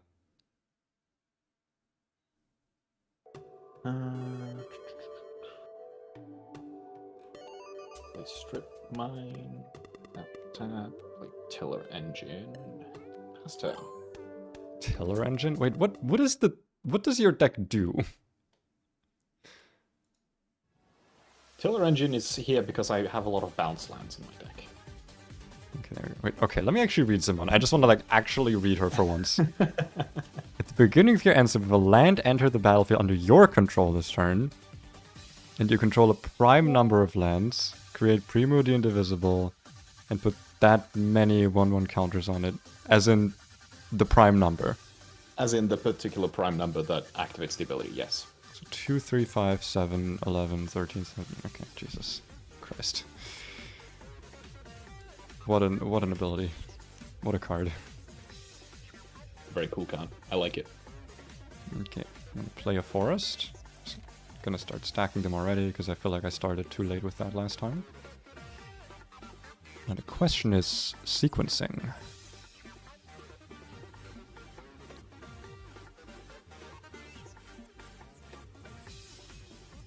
Actually, sequencing is not too difficult here. Don't have any color. Yeah, okay. I'm gonna cast Nature's Lore. Any objections? None.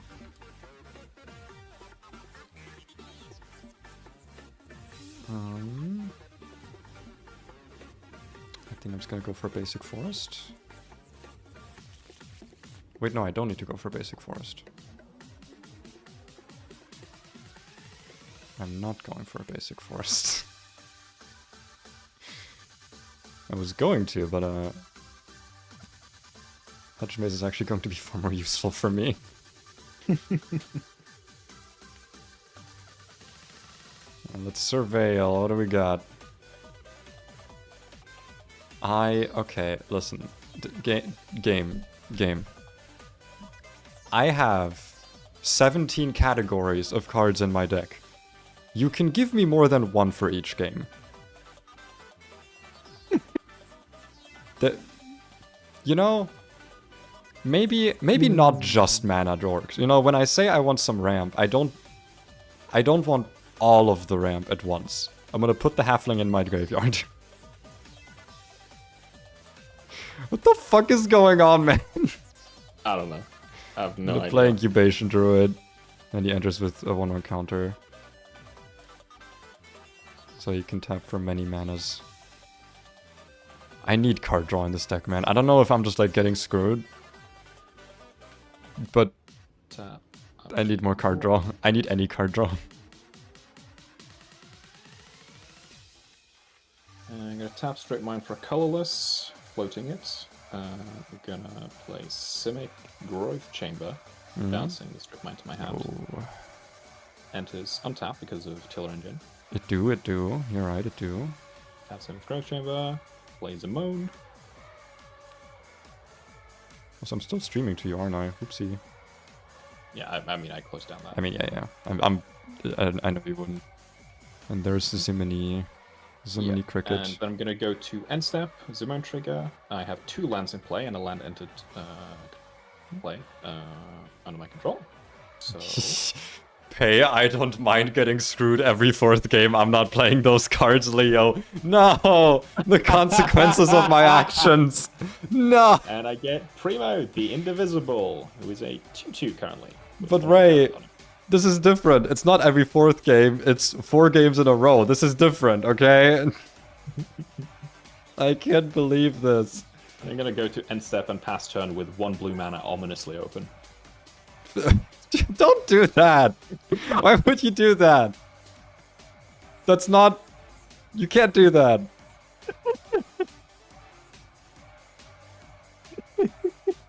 I'm feeling incredibly bullied right now.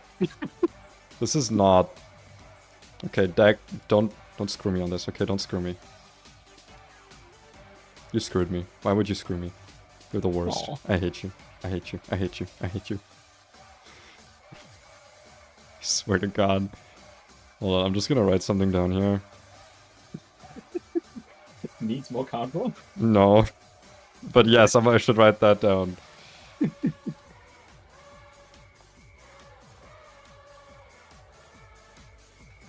Okay. I was about to draw a card again because it just feels like I haven't. Okay. That's so interesting. That's such an interesting amount next time I'm gonna play a really interesting card that I think you're gonna enjoy. Don't say that. ban Raymond the Diablos after the stream. You're not far off. Okay. How?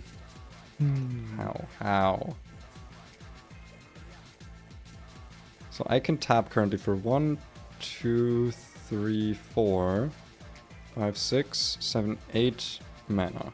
That's a good amount of mana. So if I were to pay, let's say, 1, 2, 3, 4, 5, 6, this would enter as a 7/7.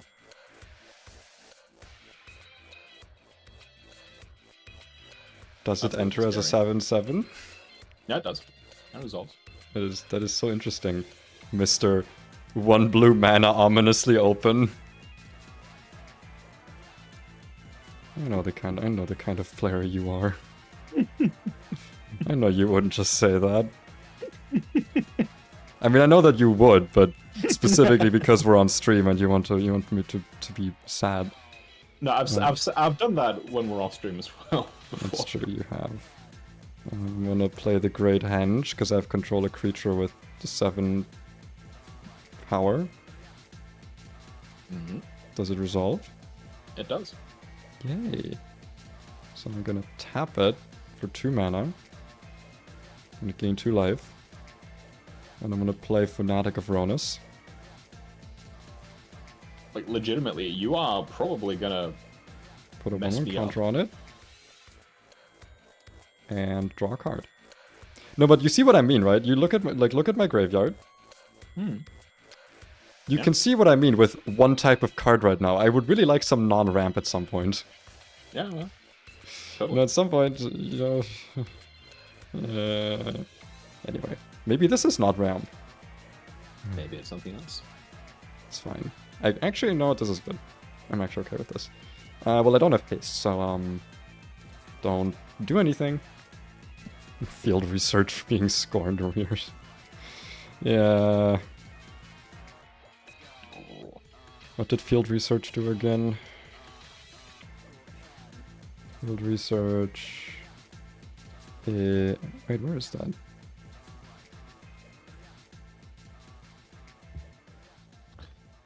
Let's play the strip mines. Land for turn.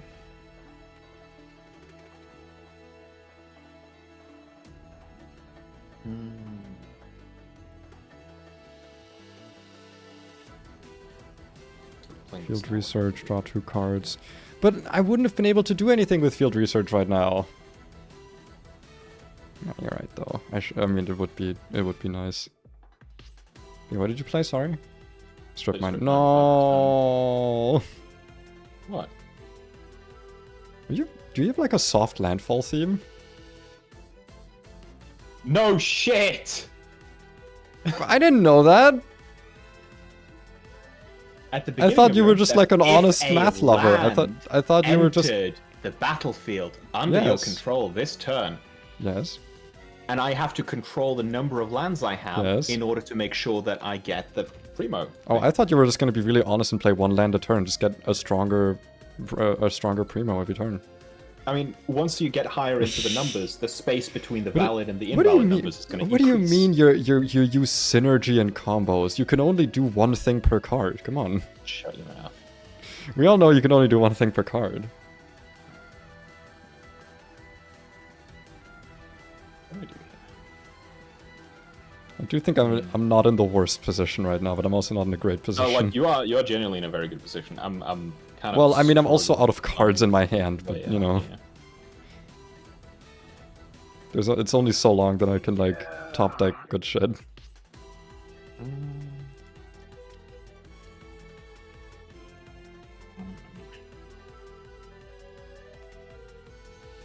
Tap to play Innkeeper's Talent. Oh, Incubus, that's me. Dumbass. Move to combat. Put a 1/1 counter on target creature I control. Primo. But swinging with Primo isn't really accomplishing. Why is much. Primo a wolf or a fox or a dog? Yeah, it's because that's what Simone felt like making. That's fair. But that's not really like fractal, is it? Look at So you're that attacking thing. with That thing's Primo? fractal as fuck. No. Attacking here isn't going to achieve much. I'm going to move to end step. On my end step, I have 3 lands in play, and I land into turn this, play this turn. Mm-hmm. I'm going to make another Primo, which is going to be a 3/3. I'm going to have to sacrifice one of them. One of them is then going to die. I'm going to put 3 counters on the Ozlith. Oh, you fuck.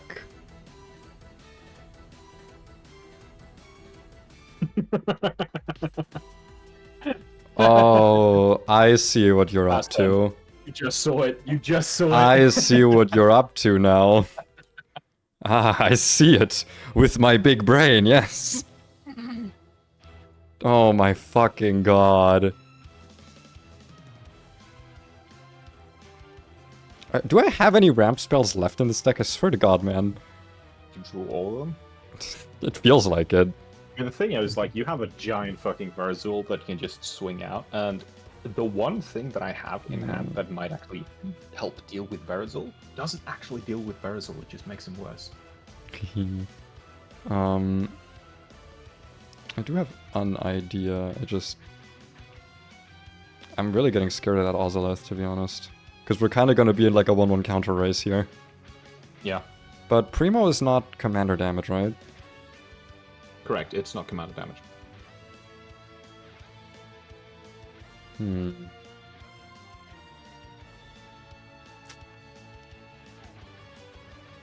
In that case, I'm gonna just have to get lucky here. So, this currently taps for 4 because I do have a creature with power 4 or greater. So I'm gonna tap this for... Also, because I have so much like weird mana doubling right now, I'm gonna just be using this. I'm gonna get my very useful counter because I don't want to I don't want to like diddle the little counters on the card. So 1, 2, 3, 4 mana I've got floating right now. Gonna float 1, 2, 3 blue mana. Doesn't really matter right now, but Mana. God, you have so much mana. it doesn't matter. It's blue or green. That's 1, 2, 3, 4, 5, 6. That's kind of all I need for this at the moment. Yes. Yes. Gotta go enjoy Verazol. Thank you for joining. You actually were good help with building the deck. Anyway, speaking of enjoying Verazol, I'm gonna kill Verazol by playing Disciple of Freyalise. Oh. I mean, that's just, you're going to replace Verazol with the giant Verazol afterwards because you have like, Yes. infinite mana. The main thing here, though, is if you counter it, the sacrifice effect only triggers when it enters, so only if it resolves. Yeah, no. So that's at least a nice safe thing here, because I just kind of assume this is not happening. No, it's resolving. It's Is it? resolving. Oh, wow. Yep. Well, I don't have the hand to deal with this. I have a feeling that if I don't draw an answer on my next turn, this might well, it depends on what I draw. If I draw on my ramp again, then... But yeah, no, I'm actually in a good position right now. I should be complaining. Yeah, I mean, like, you crack Verazul for 7, you gain 7, you draw 7, and you have a shit ton of mana still available. 6, 7... I actually draw 8. Why do you draw 8? Oh, because the ETB. Yeah. Yeah. Alright, don't screw me. It's hard to get screwed on drawing 8. You'd be surprised. Okay, so we have ramp. Ramp. An actual card. Land. There's some value in there. Also, remember, you can...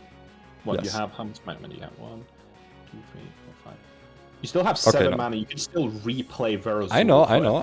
Eight. I actually just did draw like a really good hand, I'm not gonna lie. Alright, very nice, very nice. You know, I actually got some kicker cards, dude. That's incredible. Yeah, very nice. Okay.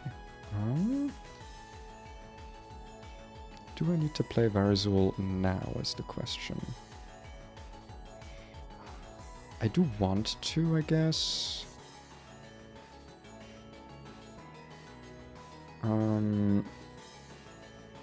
Well, let me test something first, actually. 2, 3, 4, 5. Do I need to play anything else this turn? 7.